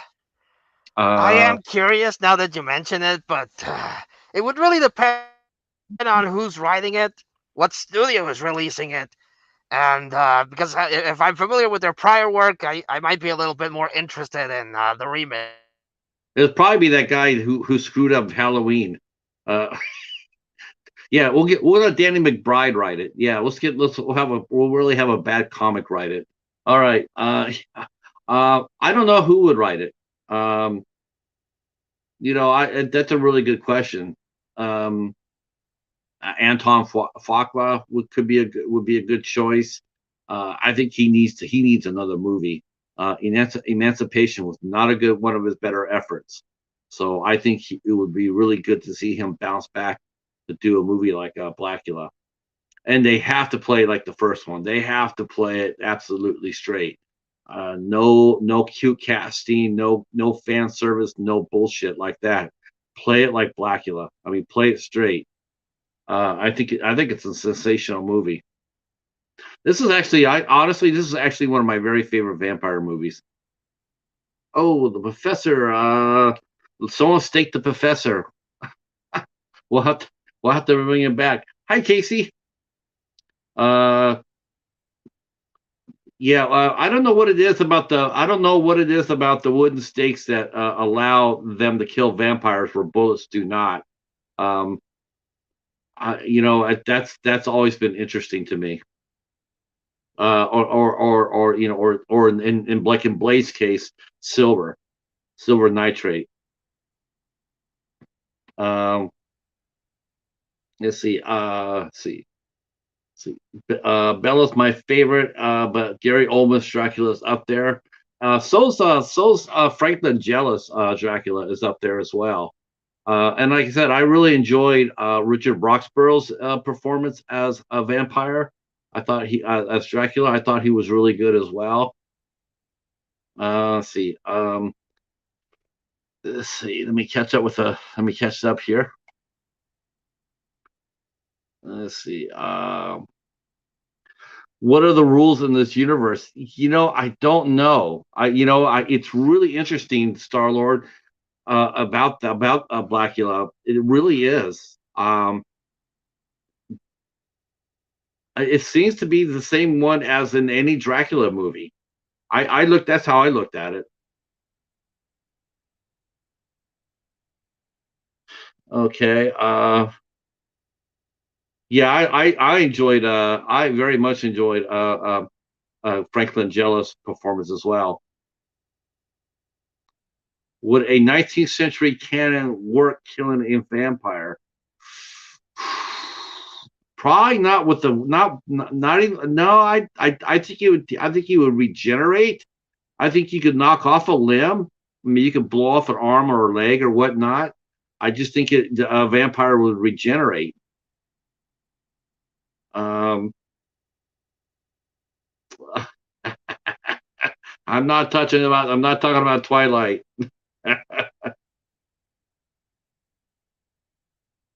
um, did they ever have the vampire in Night Stalkers?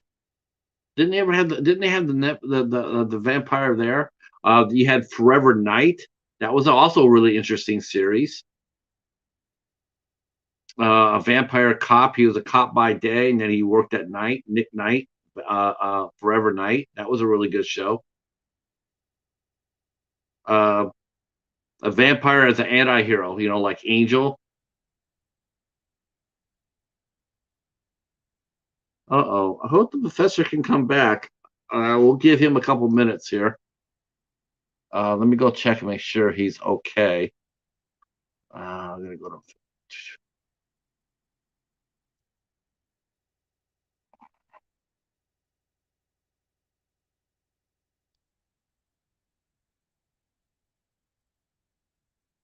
Oh, he might have lost his phone.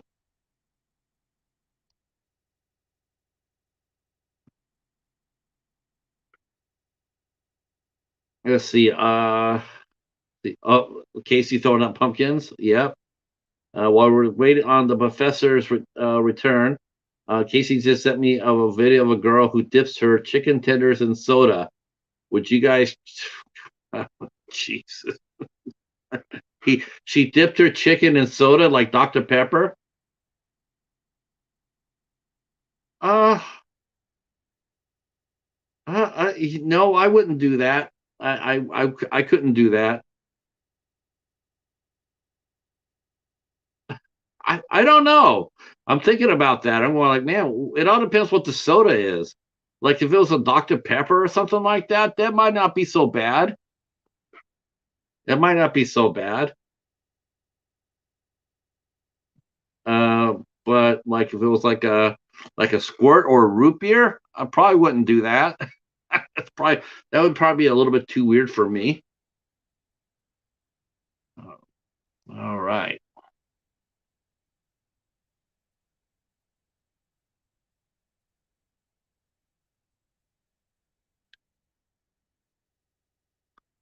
All right.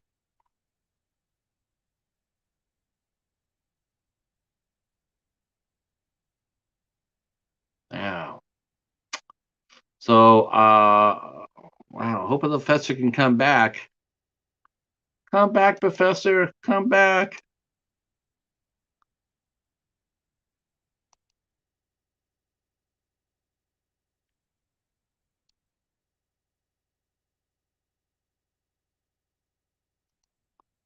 What's the score of the football game? Anybody got the score yet? How was halftime?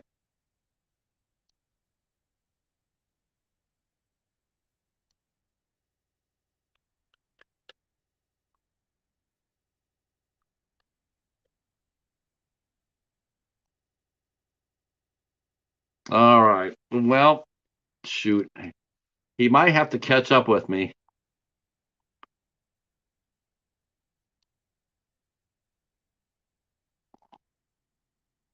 Let's see. Yeah, we did too, Vincenzo.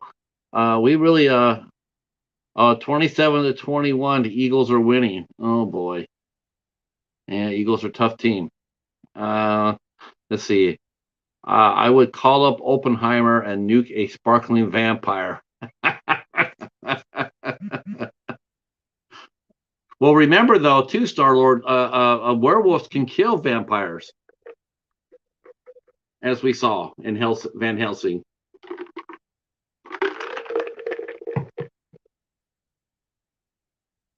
Um, Hop says Mountain Dew or Coke, maybe. I don't know. I don't know either. That's a little weird for me. I really truly don't know. Uh, that's sort of like gives me the what's that? That's the Screen Factory copy of Vincenzo.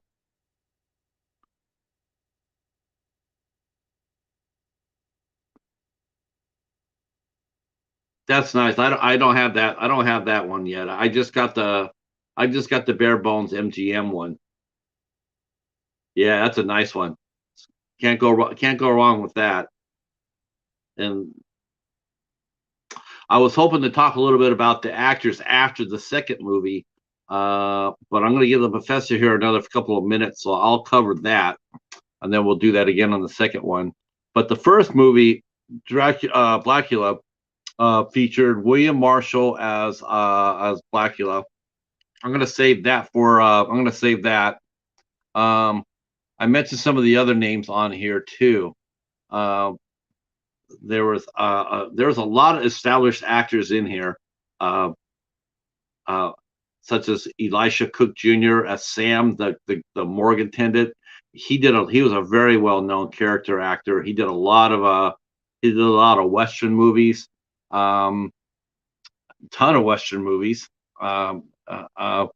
Gordon Pensett as Lieutenant Jack Peters. He also had a really nice career. He appeared in a lot of cool movies too. And he also wrote. He wrote a lot of books and also 7 screenplays, um, including The Rowdy Man and John and the Missus. He is actually. I do think that he's still with us. He is at age 92, 93 years old. The gentleman who played Lieutenant Peters. Um, William Marshall, I guess I could tell this now. William Marshall ended up passing away at 79. He died of Alzheimer's disease, complications of Alzheimer's. Um, of course, Vonetta McGee, she went on to have a great career as well. She went on to star in the Cotton Club. Uh, he also debuted in the show. Uh, she also starred in Shaft in Africa, Detroit 9000. She got her start in a spaghetti western, The Great Silence. So she went on to she actually had a fun career. And of course, Denise Nicholas went on most famously to do Room 222, and she also did in the Heat of the Night, as well as many other guest appearances. Uh, yes, we're definitely going to cover that too. We're going to cover Pam Grier. Definitely did the second one. The second movie actually has quite a bit of star power too. A lot of star power in the second one. There's the professor. All right, let's go get him.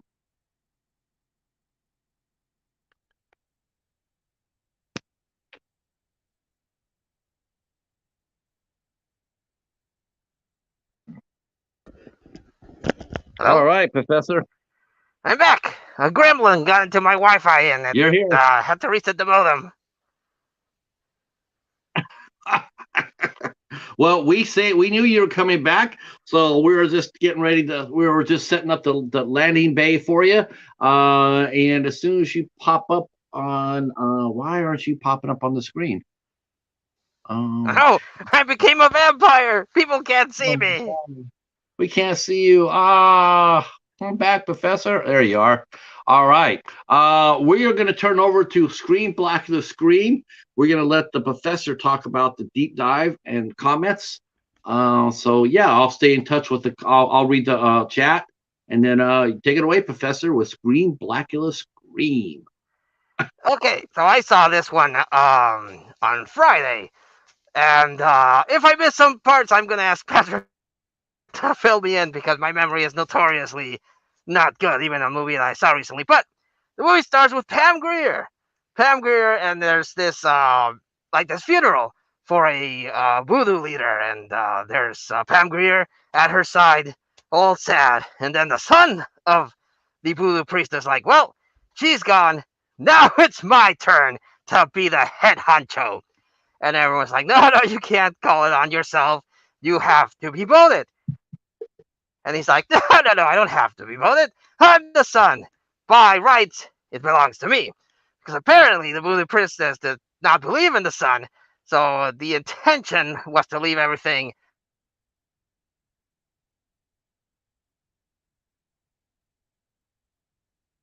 voodoo thing. So the guy's all upset. He meets up with someone and is like, "If you want to get back at her, you need power. Power! And the way that you do that is through this. This sack holds power." So the guy starts doing a voodoo ritual with the bones. And I really hope, I really truly do hope that it was a practical effect because it is a standard tradition in voodoo that you have to make an animal sacrifice. So he has this pigeon and he kills it. What do you think, Patrick? Do you think that was practical or did they really I was actually kill a looking at that pigeon? real close. I was actually looking at that real close.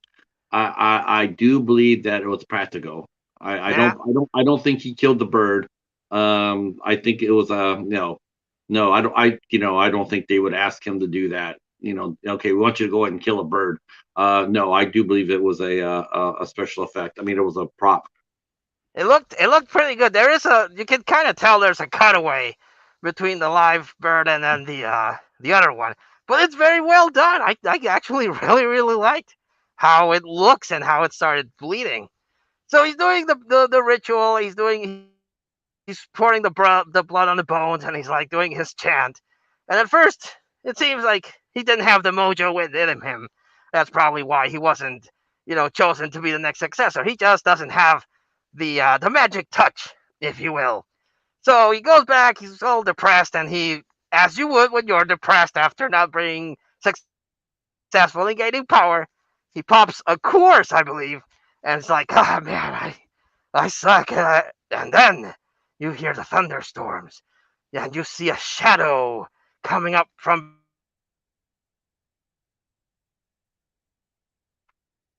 risen from the grave. The voodoo magic apparently did work. I attribute it more that you sprinkled blood into the bones and that brought him back, which really shows how amazingly immortal Blacula really is.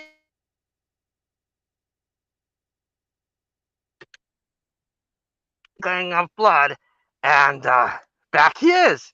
And he starts, he's a little peckish. He needs a little something to get by, so he dream. Sound good so far? Yeah.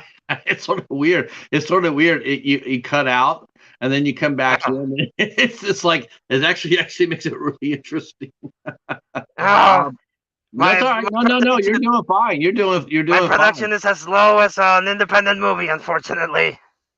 Um, yeah, you have to admit, I was a little bit surprised with how they brought back Blacula in this movie. It was really different. Using voodoo to bring him back after he'd been destroyed, because I have never seen a vampire be brought back after they've died, especially through fire. Like you could probably, I mean, as long as they have their corporeal form, I mean, you could bury it, you could put them in a, you could put them in a coffin, you could throw them at the bottom of the ocean. I mean, you could put them in a glacier or whatever. They're still going to be alive. Yeah. But as far as I've seen movies where they'll show the vampire been staked, and then they have the bones there. Then you take the steak out, and then it's supposed to be regenerate. But there's a Yeah. but to see him be reborn through after being destroyed by fire, it really was that I hadn't seen that before in a vampire movie, so I was intrigued by that. I was just thinking, I'm going like, man, he was already hurting. He was hurting after being in his coffin for 300 years in the first movie. I can't even imagine kind of what he felt like coming back this time. Because think about it, he comes back. I mean, the last thing he was remembering was being burned alive, and I'm thinking that probably would really be, he would probably be feeling those same burns for a minute. Yeah, Um, and it also kind of weird that, like you mentioned in the first one, he got burned. There was literally nothing left of him but a couple of bones. But when he regenerated, he came back with the exact same clothes that he had when he got turned by Dracula. So I guess yeah, his clothes are also magic.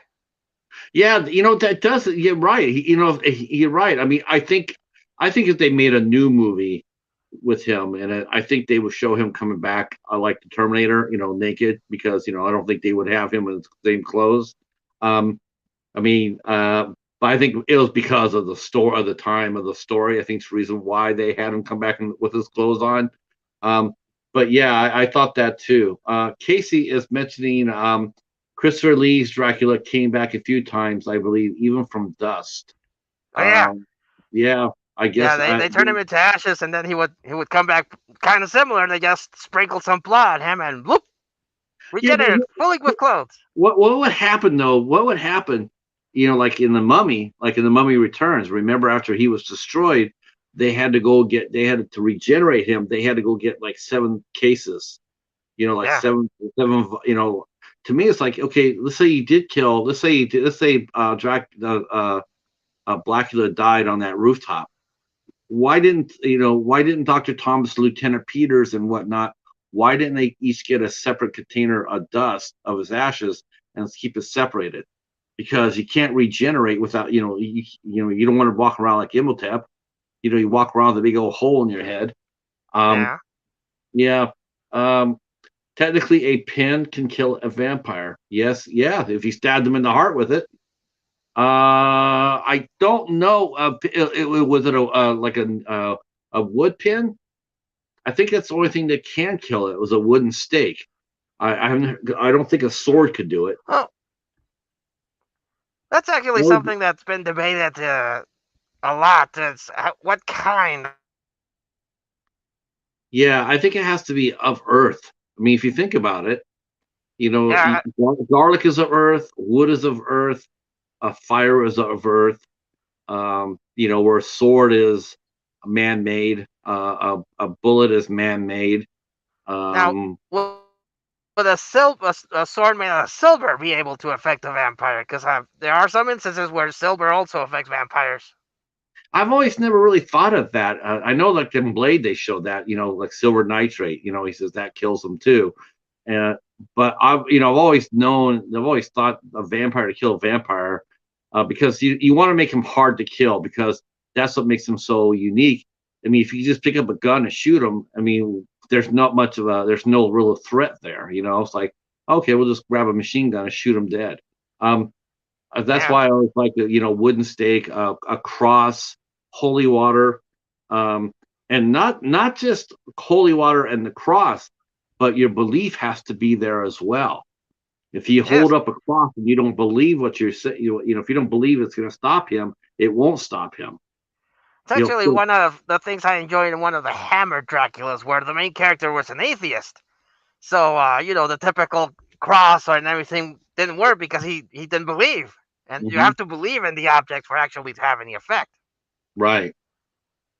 So I mean, holy water is the same way. You gotta believe in the holy water in order for it to work. Uh, so wood becomes trees because trees are alive. That's yeah, I guess so. Because if you think about it, if you think about everything that can kill, kill a vampire, it is alive. Water is alive. Fire is alive. Um, a wooden stake is alive. Um, the cross is alive. Um, because your faith gives it life. So, and that makes but the thing about it is too, about to kill a vampire though, it is a up close and personal fight. It is not something you can sit there from. Oh, I'll just snipe him, from 500 yards away. That won't work either. You have to get up close enough to kill him, to put whatever object you have on his body. Um, so that's really interesting. The mythology of vampirism is really fun to read. Yeah, vampires really are one of my favorite movie monsters. I like Now, is this the first movie that anybody has seen a vampire be brought back to life I think via vampires voodoo? are Via voodoo. amazing. Yeah, I've never seen a vampire. I've never seen it brought back to life or affected by voodoo. So this is the first for me, and I was really intrigued by it. Yeah, can you hear me? Okay. Yeah. Okay. Because another thing I just realized, it started raining, and that also tends to mess stuff up. So if I disconnect, I apologize. It's okay. We'll wait for you. The sky is crying, and I'm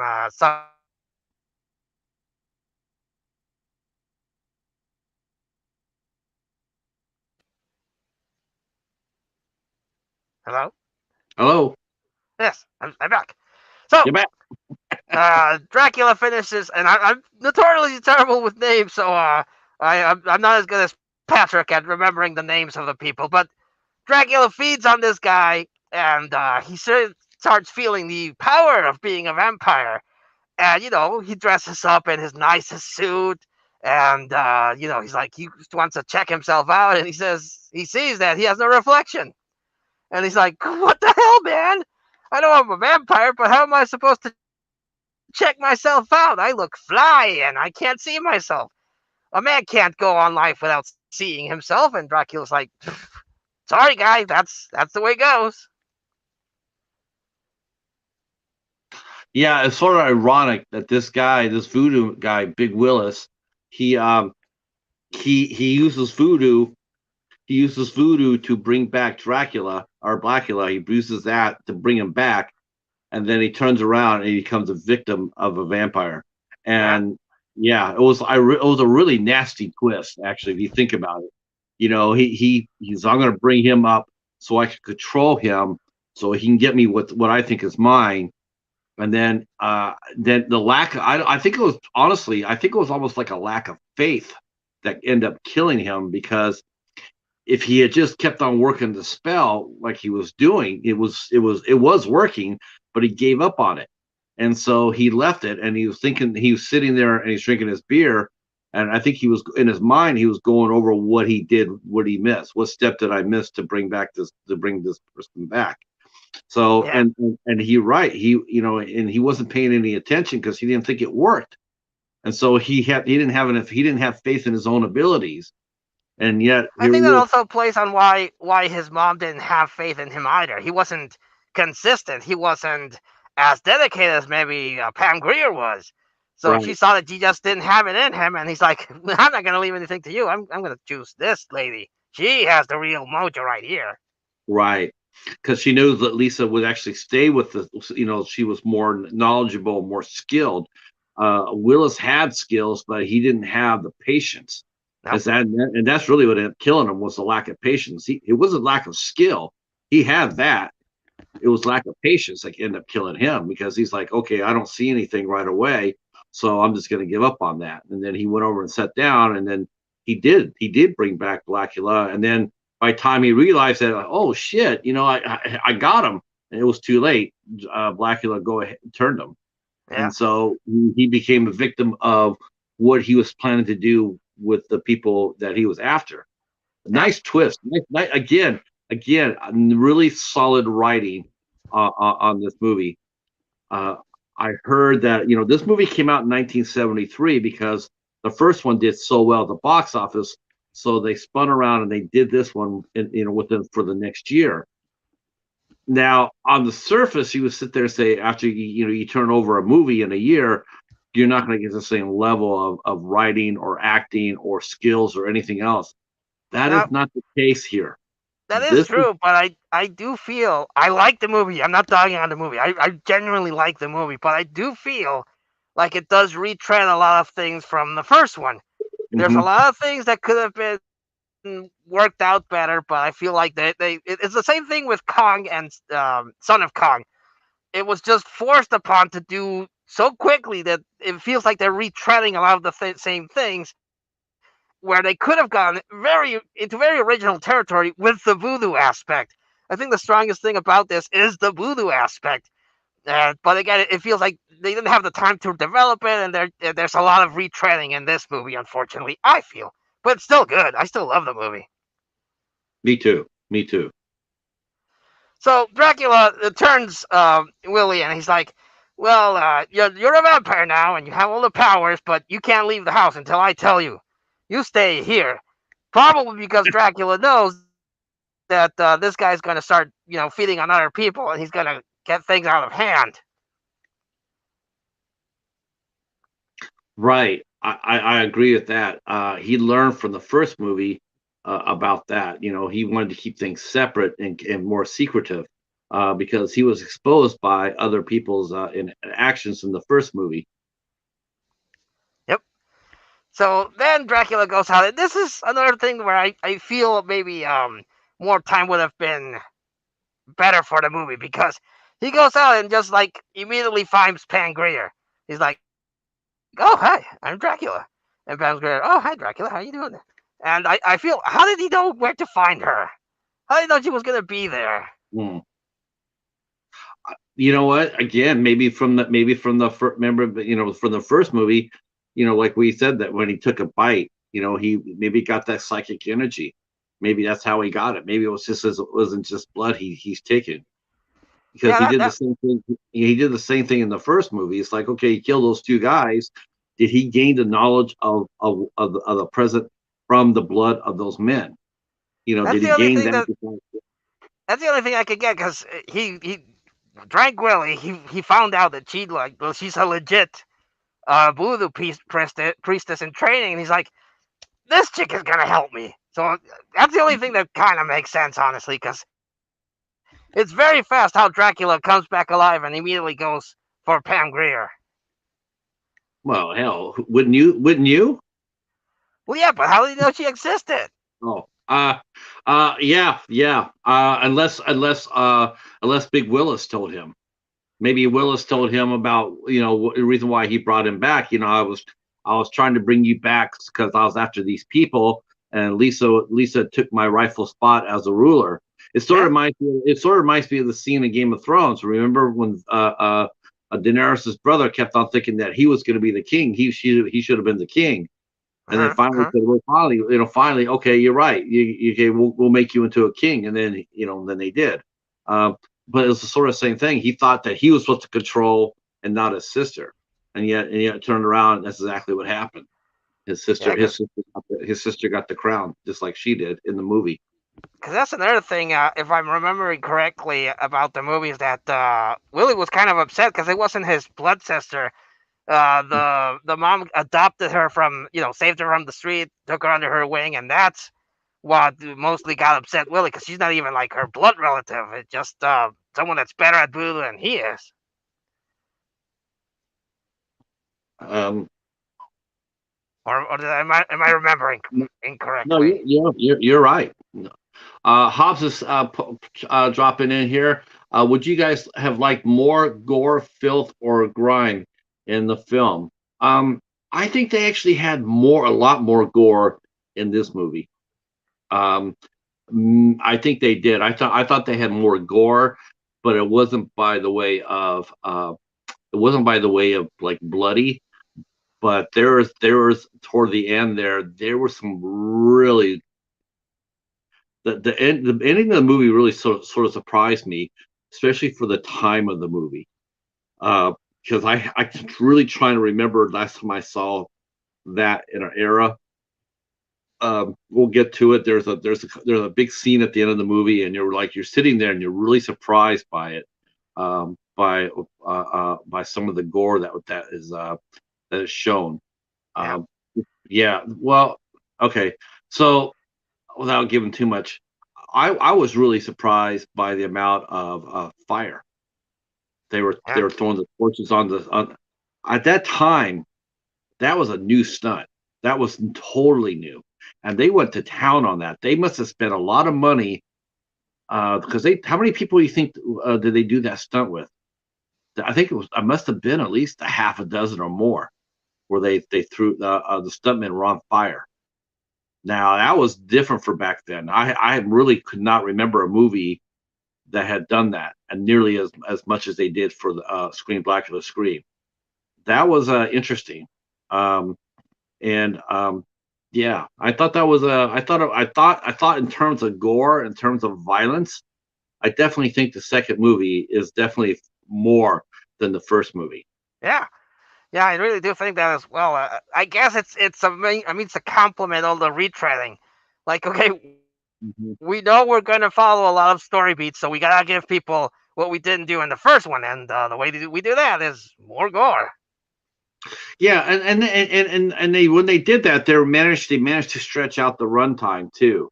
The last third of the movie really lasted a long time. It really did. It was not a fast ending, whereas in a sense the first one was.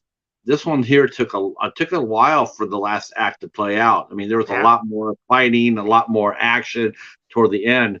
But I think, like the professor says, I think that they used that to cover up the lack of a. I mean, the script was fine. It just wasn't enough of it. So they went ahead and did a lot more fighting scenes, a lot more action scenes, and a lot more stunts. And so that last half hour was sort of covered up by that.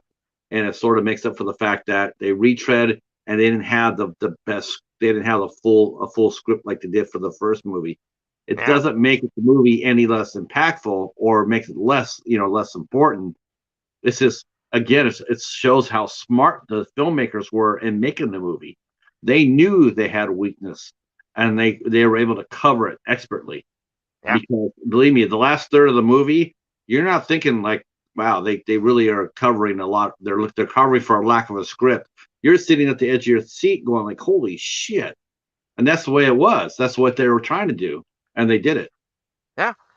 So where did I leave off? So Dracula goes finds Pam Grier, and they're at this party, and everyone's having a good time, and then one of Pam Grier's friends cuts herself, and that awakens Dracula's bloodlust.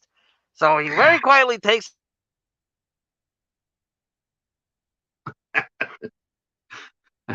back into the party. She's like, and everyone's like, having a good time. And Pam Grier's the one that knows something is up. She looks at her friend and she collapses dead. When you can clearly see the bite marks on her neck. Yeah. Yes. Yes. So then we cut back to Dracula, and two of the friends from Willie come visiting the mansion. And then they're because they were supposed to pick him up, and they're gonna have the party where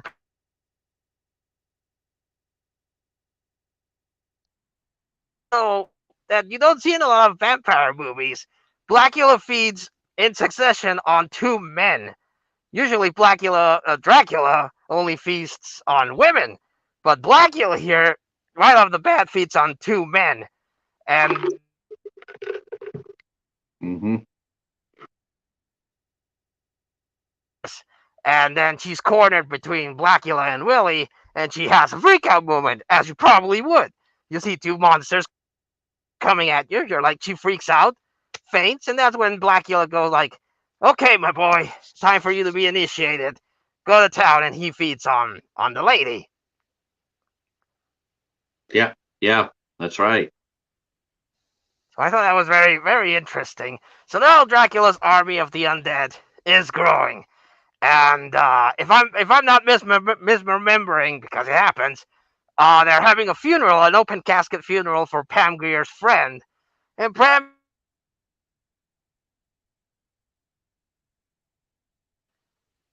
and she awakens. She awakens from the grave, and that's something that's also not very touched upon. Most vampires have like hypnotic suggestion, and Pangreer's friend is kind of hypnotizing her because she's trying to wake up and Yes, yeah, yeah, yeah. She was the definitely doing that. fangs, but she's still going towards her.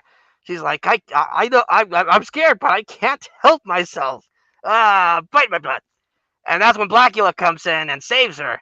And you can tell Blacula's the man because the vampire chick sees her and she's like, I don't want to mess with you, sir. My apologies. I'll take my leave. It's And sort of she funny. leaves.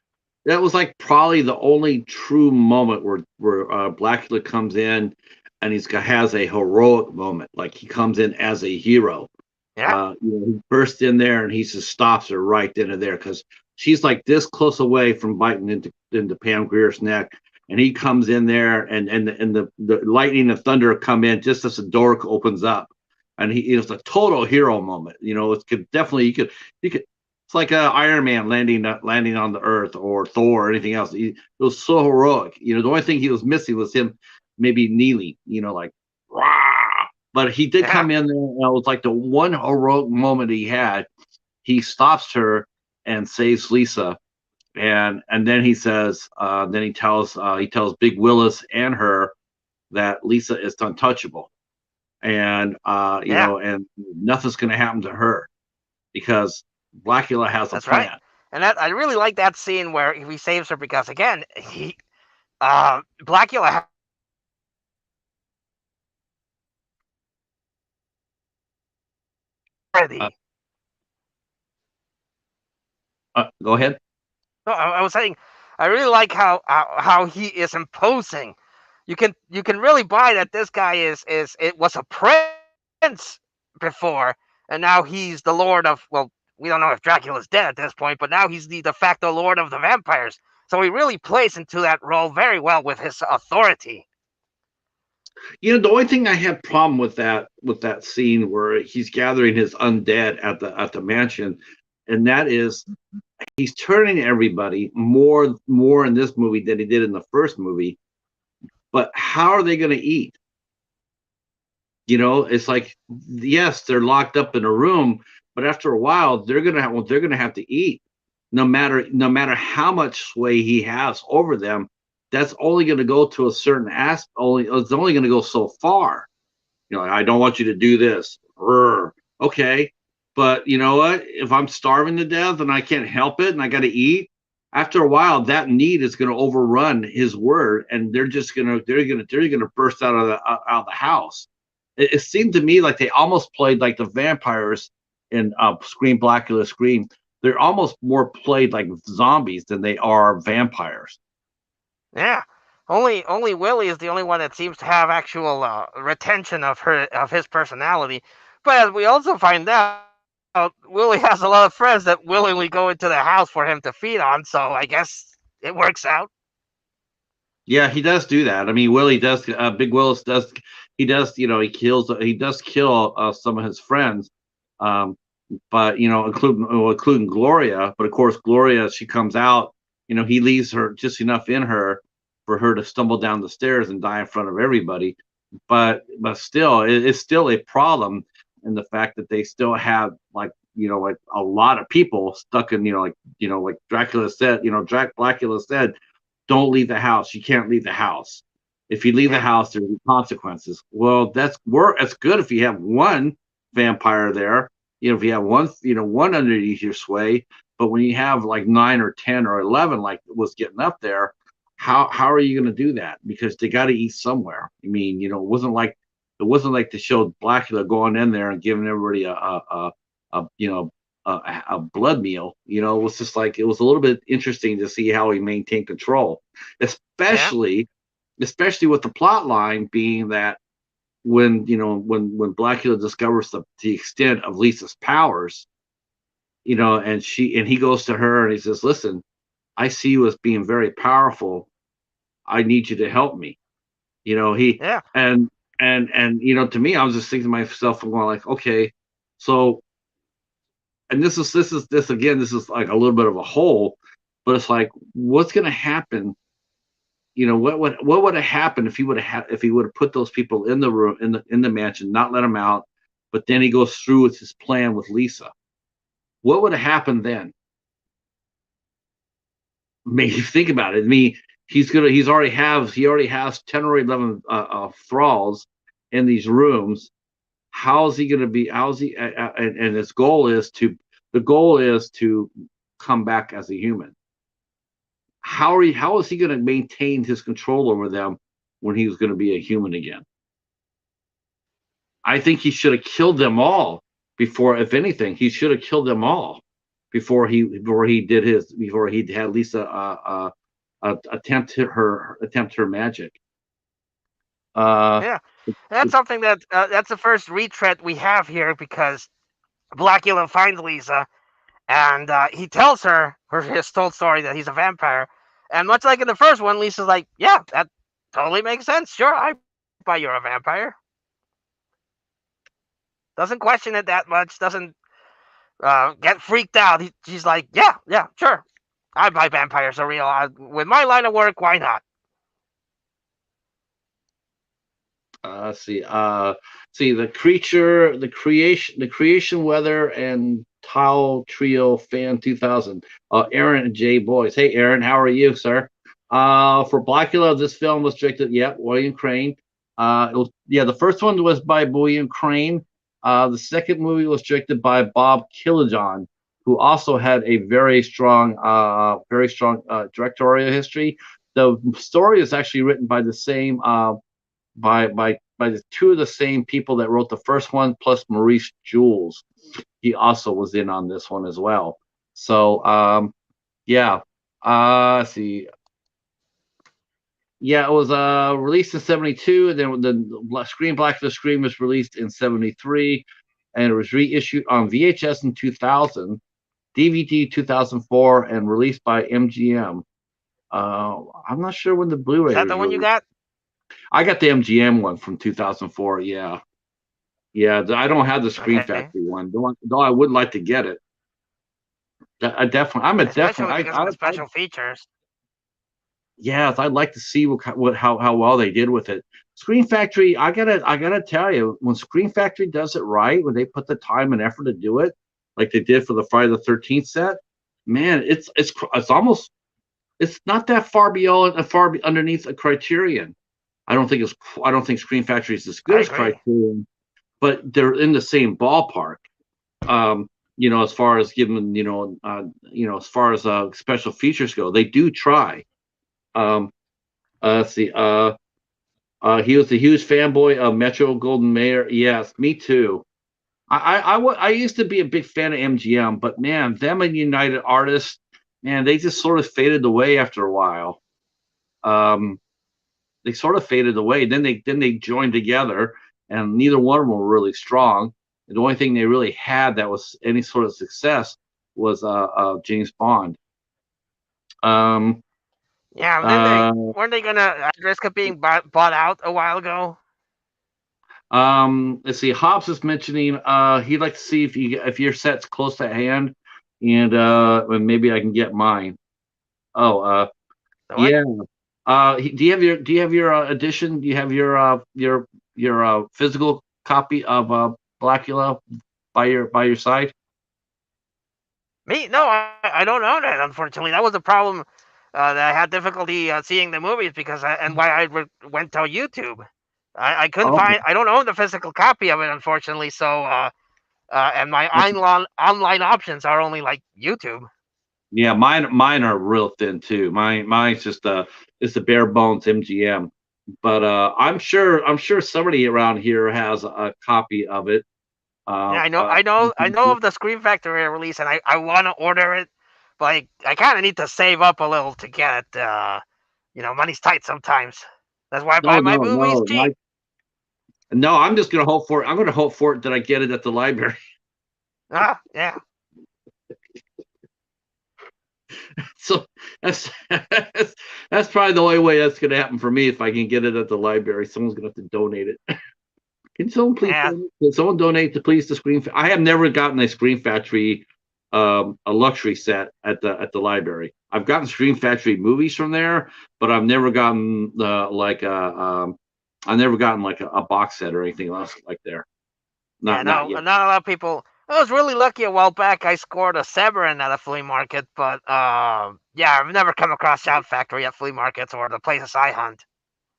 Once in a great blue moon, I'll run across a Kino Lorber. I've gotten a couple of Kino Lorbers there, but that's Yeah, about it. those pop up. I consider IFC boutique. Nobody else does. So, or so like once in a while I'll find a copy there too as well. But and very very rarely, I mean very rarely, I once in a while I'll see a Criterion there. Yeah, Of course, the I'm very Criterion. lucky. I do come across, oddly enough, I do come across Criterion a lot more frequently. I have the I think I mentioned this to you once. I have the Silence of the Lambs in Criterion.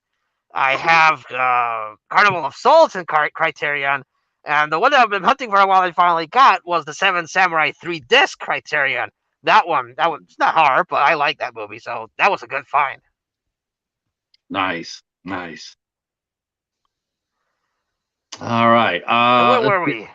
We are at let's see, let's see, we're Pam getting, Grier, yes.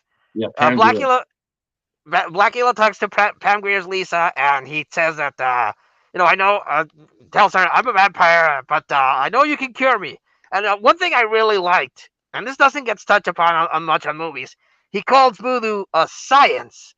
And Hmm. that's something that I find very, very interesting, that magic, if you think about it, really was a form of science.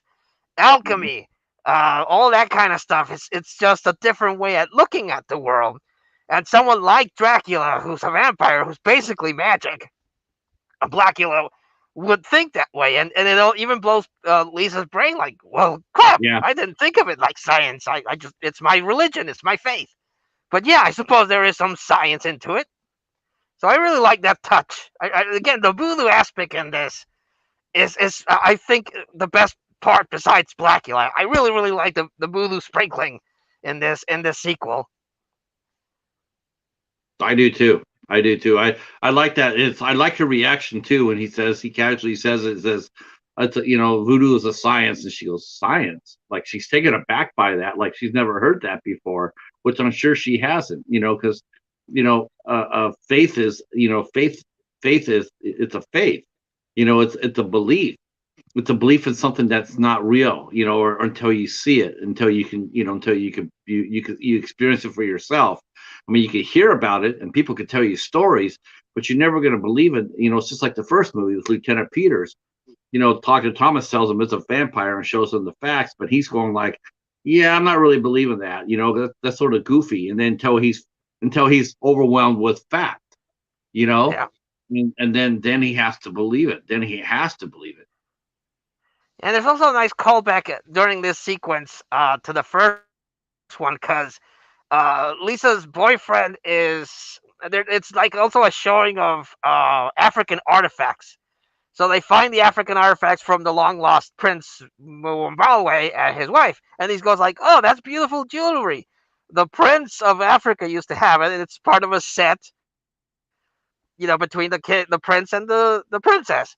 And he's curious because it's relics of his past and acknowledges the first film. So also there are aspects of this movie sprinkled throughout that I think are really really cool, despite the rush nature that the production might have had. Um, I thought the Justin, the former cop from the L.A. I thought he actually made a pretty credible hero too. Even though they Lisa's put boyfriend. yeah, they put the emphasis on Lisa this time, and whereas before a lot of it was on Dr. Thomas, and this time they went ahead and they made the focus I made it focus on Lisa, not on Justin. So I thought that Well, was pretty cool. again, it's Pam Grier. They knew where their priorities was. Pam Grier was like, who wouldn't focus on her? What's funny too? I'll tell you another interesting thing for this movie too, which pushes it from not being black exploitation like a lot of people like to think it is. the fact that there was no nudity in neither one of these films. This is true. No, no, not a single ounce of nudity, not one. And that was one of the signs No. of exploitation films was nudity, and there was none of that. Um, and another thing too, I think they Yeah, knew even that most horror films kind of. I mean, in all the Sorry. exploitation movies, they had that, but not this movie. I thought not these two movies. I thought that No. was really interesting. Yeah, it really is. Again, it's a really well-made, classy movie. They weren't trying to make like trash. They were trying to make a legit, well-made movie, and they succeeded in both instances. I feel. I do too, and I think a lot of it has to do with William Marshall. I don't see him allowing himself to be put in a movie like that. I think he had a lot of control over what they were going to do. Because even though he wasn't necessarily like an A-list star back then, because he was, like you said, he was mostly a stage actor, but still he has so much respect going for him and such a persona that I think they just played to the strength of the movie, which was him. It's like, yeah, no matter who we put around, no matter who we cast in this movie, it's still going to be him. I mean, Pam Grier's in this movie, and she's really good, but Pam Grier is definitely not the star of the movie. It's William No. Marshall, and in both movies, it's really him. Though the first one, I will say that the first movie, the gentleman who played Doctor Thomas, definitely held his own. He definitely was Blacula's equal for sure. Yeah, definitely.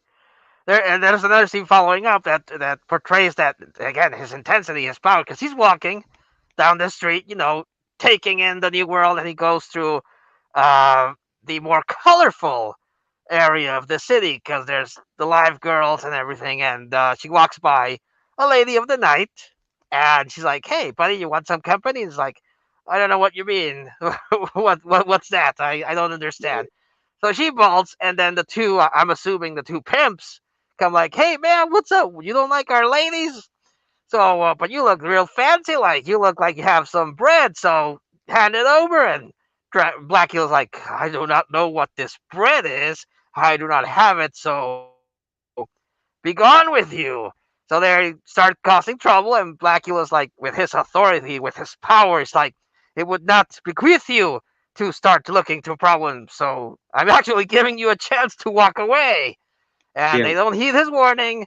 And one tries to stab him, and he just wrecks them.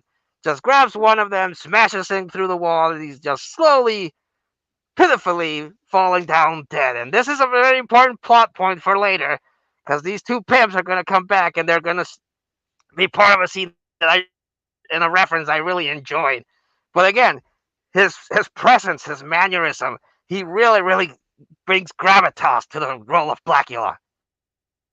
yeah, he definitely holds his own. I mean, you mentioned, you mentioned if you mentioned any vampire movie, I mean, yes, maybe Bela Lugosi's Up and Away, maybe though you definitely could see. I dare say this is equally matches his portrayal of Blacula. To me, it matches up well with anybody else's performance other than maybe Bela Lugosi. I mean, I'll say Bela Lugosi definitely owned the role, but I definitely would put these two up against his two performances in Blacula. I will put them up against any other vampire portrayal on screen. Yeah, because it's again, this is my own personal opinion. He has the authority of Dracula, but he also has the voice and the imposing nature of Boris Karloff, if that makes sense. The height, Mhm. the voice. It's a very interesting combination of those two, Bela Lugosi and Boris Karloff, in his portrayal as Blacula. At least that's what I got out of the performance. Uh, it's, should we move to the third act, Professor? Should we just go Yeah. to the? Should we go? Okay. Very The, quickly, I just want to touch about the pictures because much like in the first one, the detective is trying to convince his superior, like, it's a vampire, man.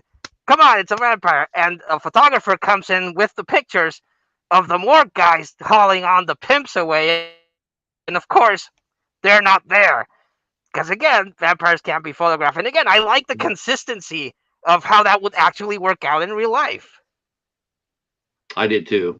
I did too. Imagine if that would be the reaction you would get if he's like, "Hey, look at this," and all of a sudden there's something here's somebody you expect to be on a gurney, and they're no longer on a gurney. I mean, they're just not there.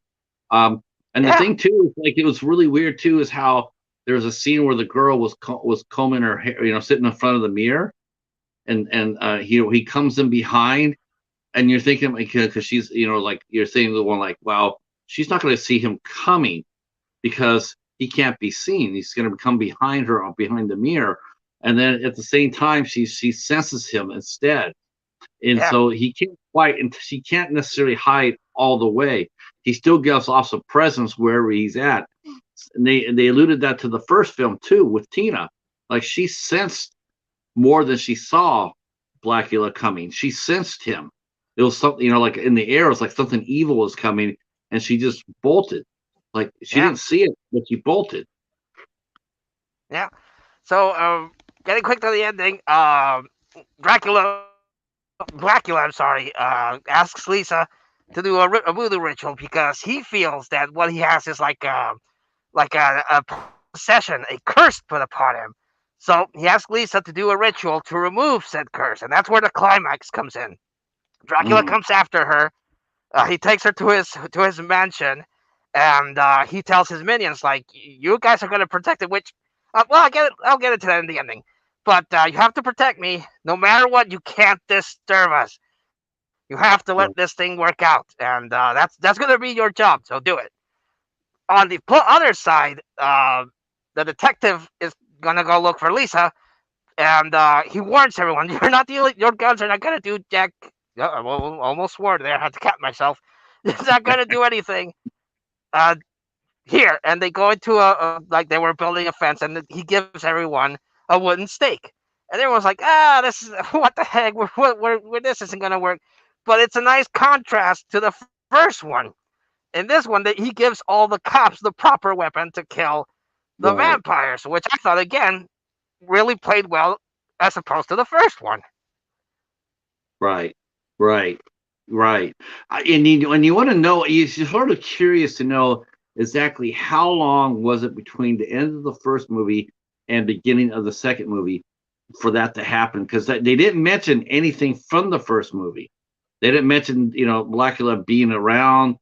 They didn't mention Andy. They didn't mention Dr. Thomas. They didn't mention Lieutenant Peters. Like, it would have been interesting if they said, well, if they would have said, we had something like this happen like 10 years ago, or 5 years ago. Like this, something similar happened. Let's go read the files. Let's go catch up on that. I think I wish they would have had done that, because they would have explained it Yeah, with them why, because before the first movie, everybody was sort of skeptical. In the second movie, everybody believed everybody. yeah. You know, everybody. Well, the You're a detective's voodoo chief person? kind of took a yeah. The detective's chief kind of took a while to actually buy into it, but eventually does, and I kind of like that dynamic. The chief is skeptical. He obviously doesn't believe in vampires, but at the same time, he's not a jerk or racist jerk to his detective, Adjusted? No, which would right? probably be done. Yeah, would probably be played off a lot more in a different kind of movie. But in this one, I think it's very well. No one comes off as a jerk, basically in this one, which No, is something very refreshing in this type of movies. there was only one comment, and it came out in the. I think it came out in the second movie too, where they're following one person, and they said, well, there's that person, and then one of the cops said they all look alike. Um, Yeah, uh, and another thing too, I have to say too, about this movie, is that they only used in exploitation movies too. They used the word a lot.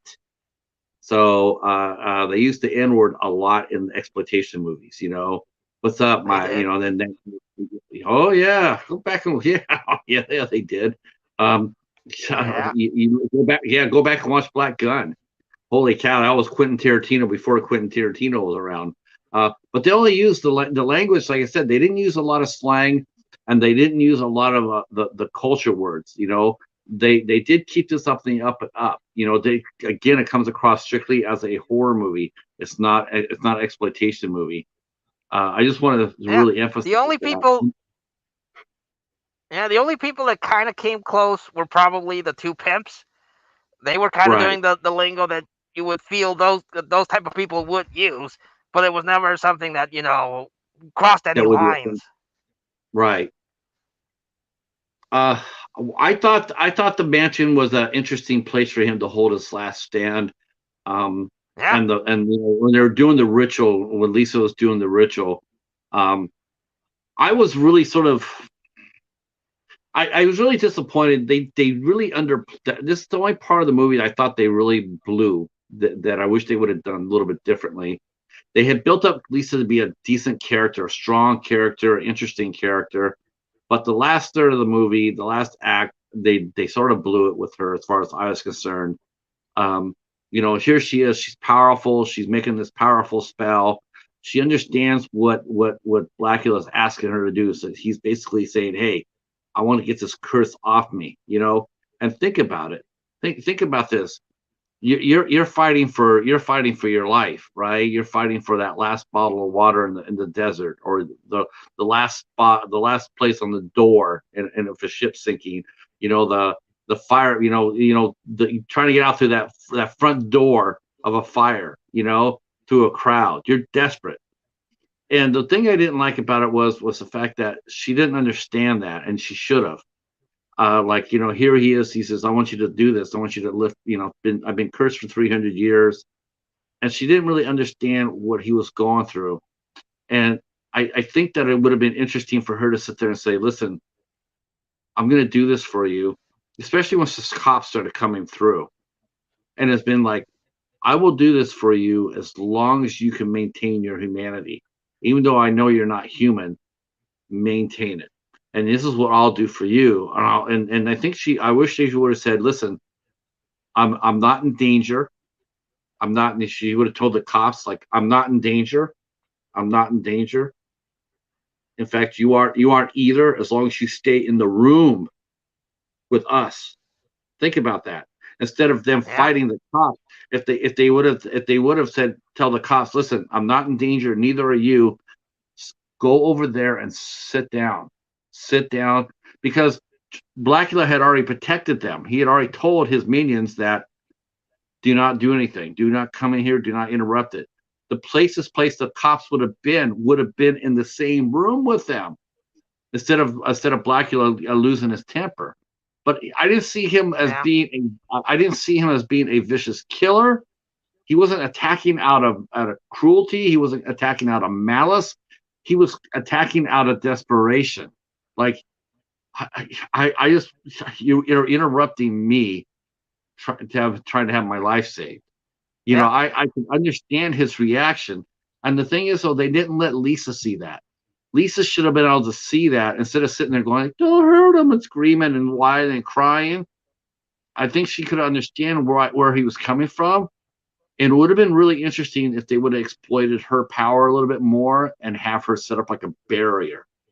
Like, he can't yeah. cross this barrier, you know?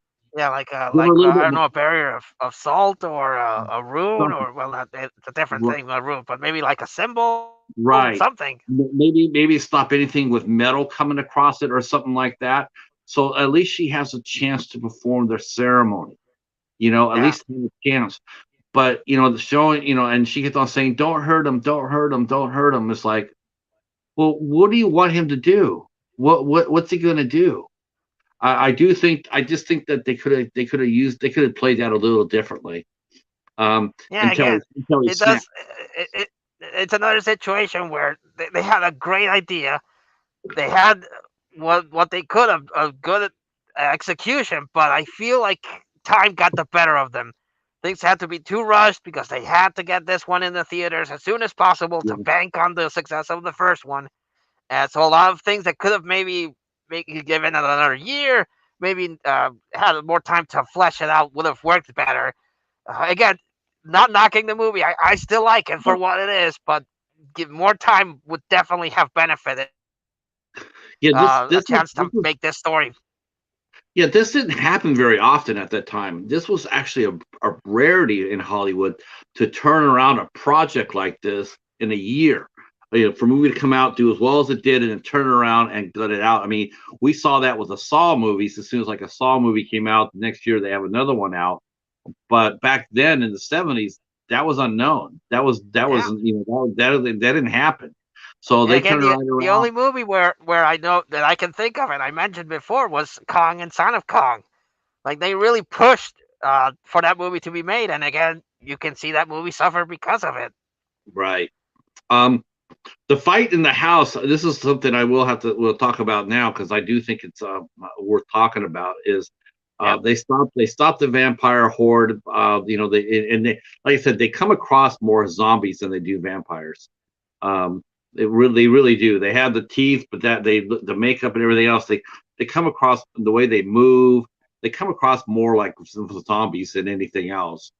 And Yeah, I kind of got also a Night of the Living Dead ghoul sort of vibe from them. Not zombies or maybe like from The Last Man on Earth. They don't feel like vampires. They feel like zombies, mindless automaton zombies. yeah, they didn't really seem vampiric at all. Um, the fire though, the fire scenes, the stunts they did in the ending, down down in the basement, and there, that was just like, I was just like, wow. I mean, I was just stunned. I was like, okay, um, that scene, and Yeah, then the scene, the this was in scene, a time where this might be that might have been a new thing.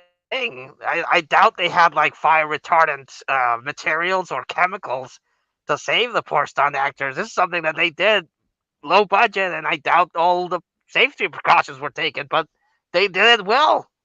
yeah. That was the first time I ever seen anything like that.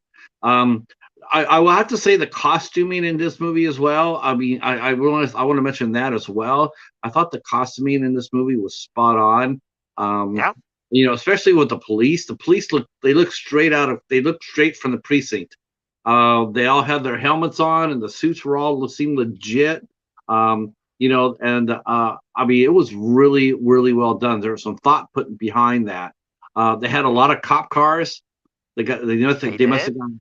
Oh yeah, when they rolled up to the mansion, they must have been at Yeah, least 10 cars in front there. It was like okay, yeah, because most of the time they do look like it's just cop cars. Because if you watch these type of movies, you see a car. Maybe if it has a siren at top, maybe, or it has a sticker on the door that says cops.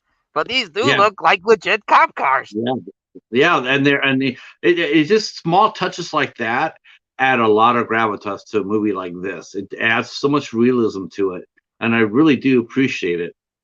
Yeah, The final scene where where Justin and Blacula is fighting, and he's reached beyond. He's like I said, he's the most human here in either both movies. This is the most humanity. He's like, we'll start again, and when he sees that Lisa has basically checked out of that idea, and you got to give it to him.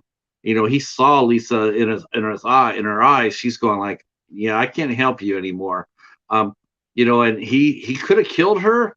He could have said, well, fine. If this is what it's going to be, I'm just going to kill you and get out of here. But the fact that he didn't, that he withdrew, and then he saved his rage for Justin.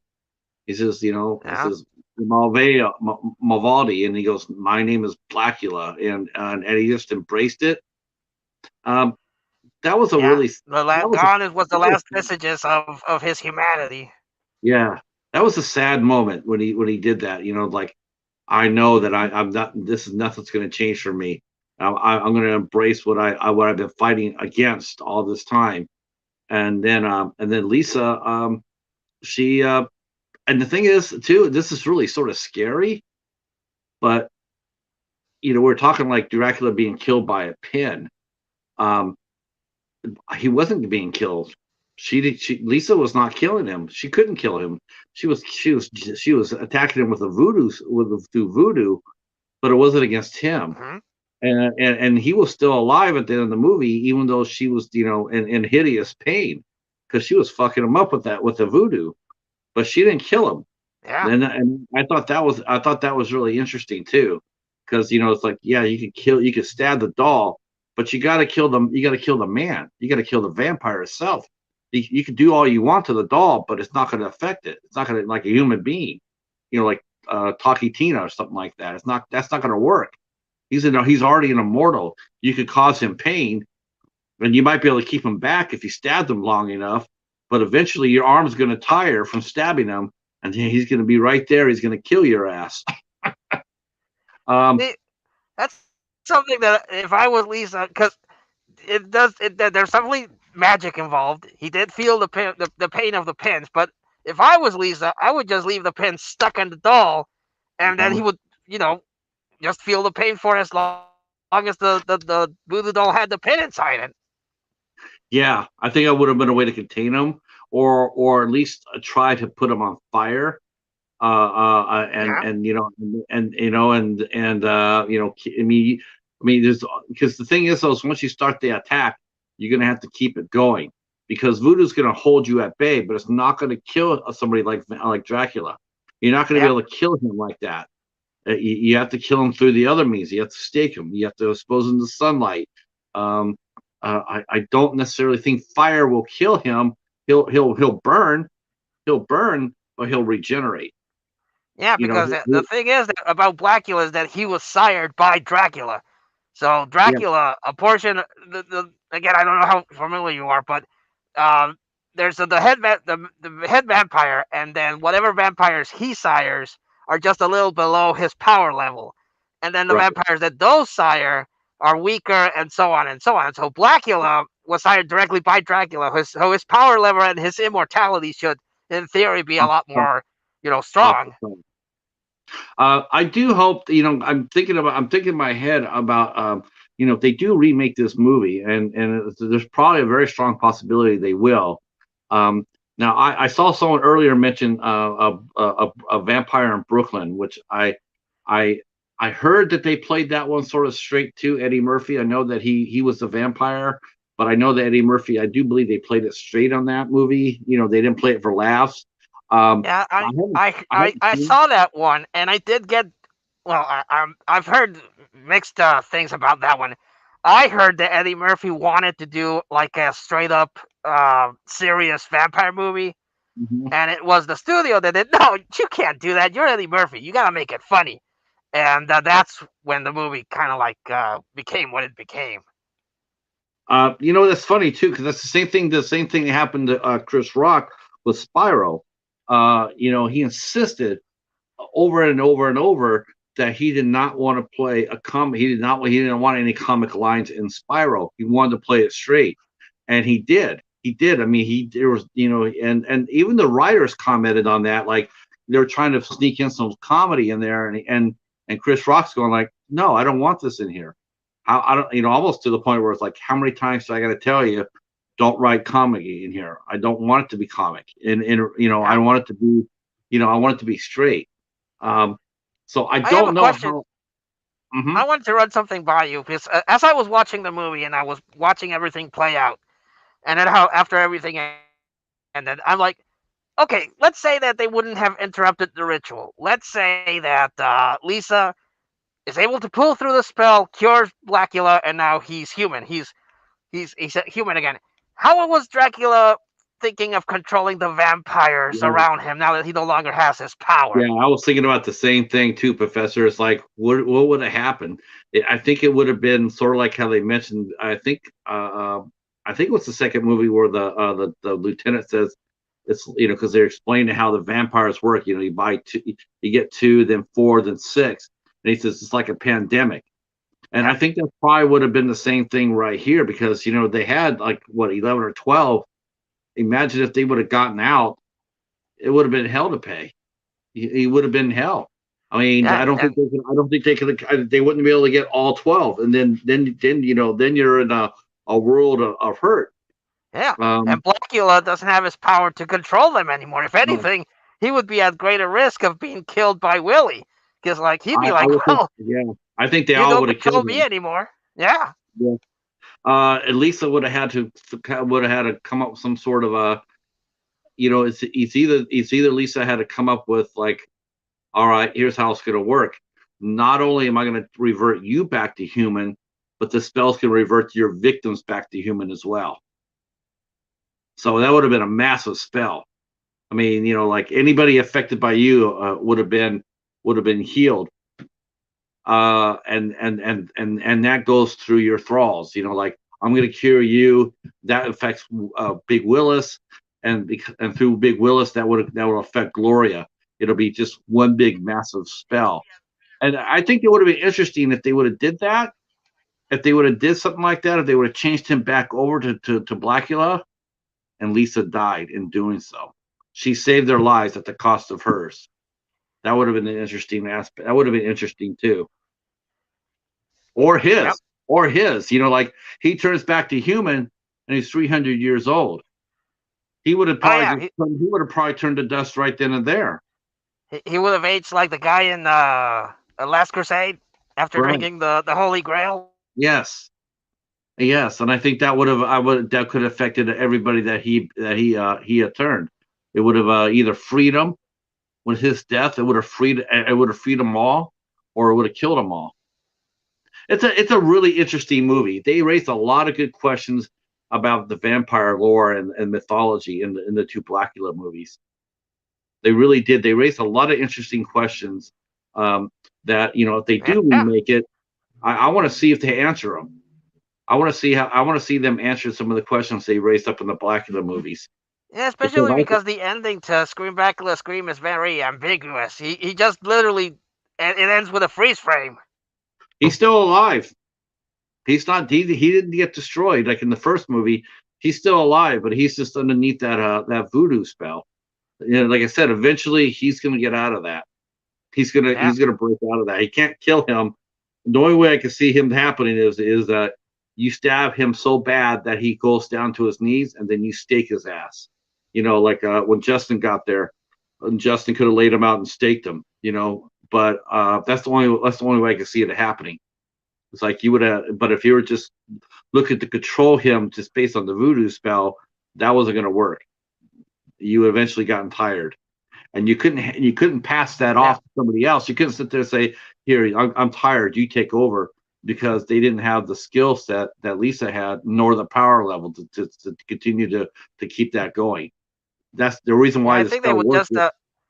just have wait for Lisa to leave him like stunned, and then the detective would have stabbed him with.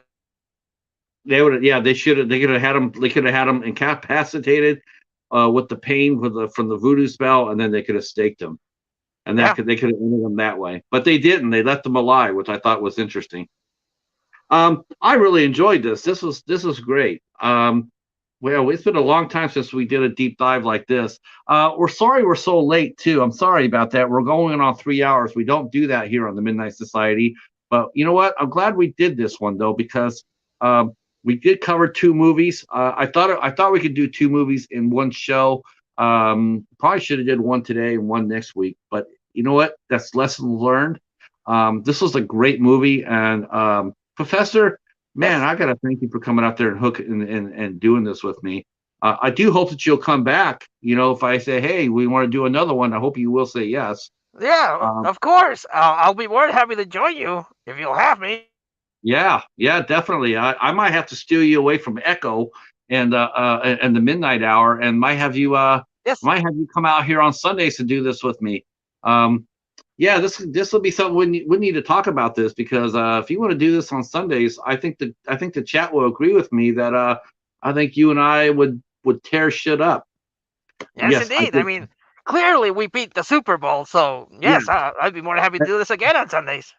I think so too, and I think I can offer you more money than Echo can. I think I can offer you more money than the Echo side, but Now, I'm sure you're I'm sure lucky. I work cheap. yeah. We'll have to talk about that when we talk to Echo, who we're going to be talking to on Eight Questions with. We'll be talking with Echo on Valentine's Day, Tuesday, the 14th at 8 p.m. So one of the things that me and Echo will talk about is the Echo side versus the Midnight Society. Um, Let's see. Oh, Haas is already voting you as the new co-host. And Echo's laughing right now, but I'm afraid. I think Echo's going to probably be throwing some voodoo my way. Uh, Voodoo magic, man. um, let's see. Oh, he says, yeah, he's midnight hour. He can do the Echo side too. So why not? Why not? Do you want to do this on? You want to do this with me every Sunday? Sure. I mean, if you guys will have me, I'm here for it. All right. Okay. Rob's saying Professor Macabro is the man. Is You're the too kind. I'm really not. I really take honor that you guys think so highly of me when I don't. But I really appreciate it. Well, you know what we're gonna do? We're gonna have to throw you on real fast for next week's show because next week's show we're gonna have another special co-host, and you can jump in on this. This next week can be your first show. We are going to be doing. We're going to be covering. We're going to try to cover two movies. I don't know if it's Okay? going to work, but we're going to try. We're going to try to cover Beast with the Adaris Elba and Charlotte Copley. And Okay? I don't know what we're covering after that, but I'll get it from the from our co-host next week, which will be none other than Kal-El Daly will be here next week, and we're going to talk over another couple of movies, and then yeah, it's going to be a lot of fun. It will be horror, it will be horror or action and adventure, and we'll be doing that. So yeah, Professor, welcome aboard. We'll be Thank you. joined by we'll be joined later on by, like I said, by Al Lucard sooner than later. But next week will be Kal-El. Hell no, Echo, no, What's he never, saying? ever. He's saying that we're going to be covering. Kal-El's going to make us cover Superman 4. That's that's so not right. That's so not right. Ah, Have you ever seen I'm gonna Superman lose so 4? many credits with. I'm gonna lose credits, but that one actually is kind of nostalgic to me. It's bad, It's really but it's bad. the last movie Christopher Reeve did, and he's still my Superman. He's the only Superman in my eyes, so You know what though? it gets a slight pass.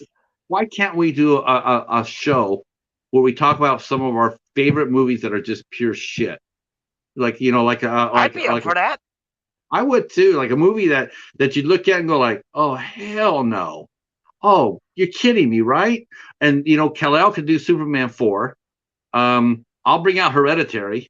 And then I don't know what movie you would pick, but I'm sure you pick something stinky.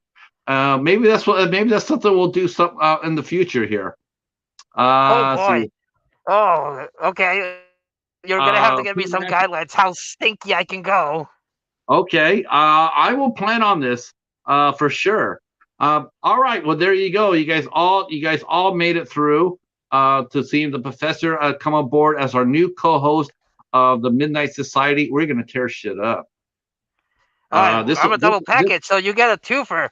You get me and my lady here. That's right. Maybe that'll help the bat hurry up and come back to us. Then we'll have the Three Stooges.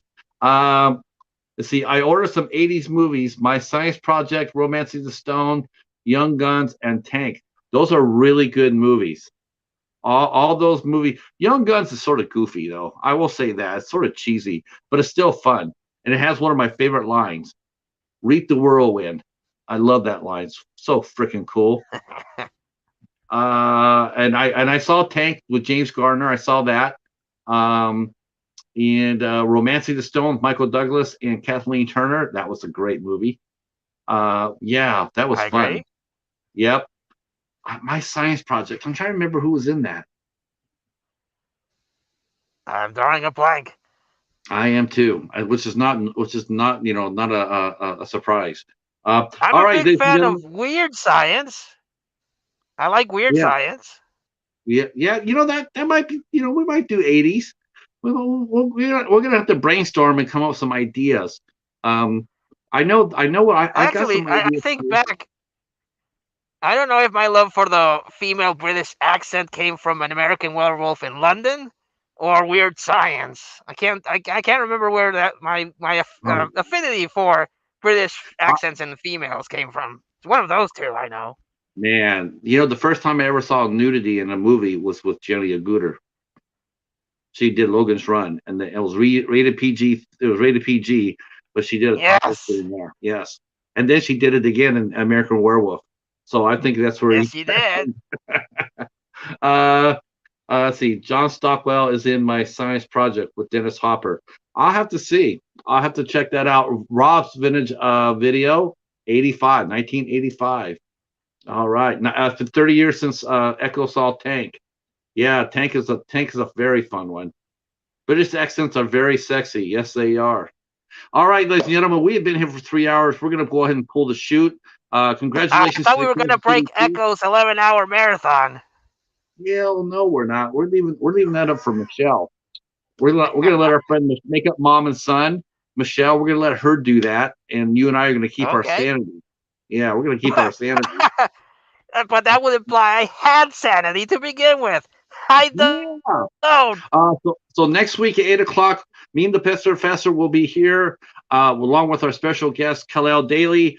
We will be talking about Beast, and we will be talking about one other movie. I don't know what we're covering yet, but we will be covering something.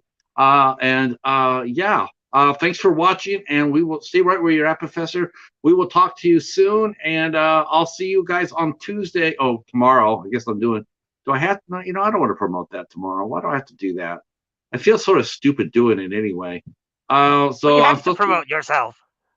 I'm here tomorrow night at 10 p.m. and we're doing 1,000 sub party. That's so goofy. I don't.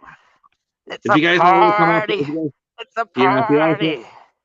if you guys want to come out to my channel tomorrow night at 10 o'clock for that, if not, come back Tuesday at 8 p.m. From Valentine's Day, and it'll be me and Echo Zero on 8 Questions with. And then on the 15th, we have Jerry Montano, former bass player for Danzig, Nothing Face, Destroyer, and Hell Yeah. Jerry Montano, bass player, will be here. And then Thursday, we will be here with podcaster and podcaster and musician Jay Crimson and film director Jay Crimson. Next Saturday at 7 p.m., I'll be joined by uh, John Henderson from Doomsday Crypt, along with the Lost Leatherface Brett Wagner, and Freddy Krueger's mom Amanda Krueger. Beatrice Papa will be here with us on the 25th, and then at the end of the month, the last show of the month, we'll be joined by cosplayer Vale. Will be here. She does. How do you say the name in Resident Evil? Lady Dimitru or whatever it is. Does anybody know how to say that? Nobody knows how to say the name. That doesn't matter. You guys are going to show up anyway. So Vale will be here on the 28th. Wait till you see her. I'll be putting her banner up tonight. Wait till you see her. You guys will be here. She is sensational. Super sweet young lady. Just I'll tremendous be skill. I'll be sure to Tremendous. put the notification on for that one. Yes, you will want to see her. She is amazing. I've been on her on Instagram page for about 6 or 7 months. I'm just blown away by the skills. I So promise to keep the simping to a low on the chats. 8 foot tall. Is there? I've never seen the character. She's supposed to be. I know she's magical. Lady I know she's. Damascu? Huh? Yeah, lady. Lady Damascu? Yes, the miss. Okay, so you know it then. Okay, so I don't know it. Oh I have to boy, go. do I know her? The things I've Googled, let me tell you. Oh my gosh! Wait till you see her cosplay. She's amazing. Her cosplay is just off the chain. I've been a fan of hers for 7 or 8 months now on her Instagram. That's amazing. She's so cool, and she'll be here with us on the 28th. And yeah, I didn't know that, Echo. Thank you so much. Well, I don't know about the booby part, but I know that yeah, okay.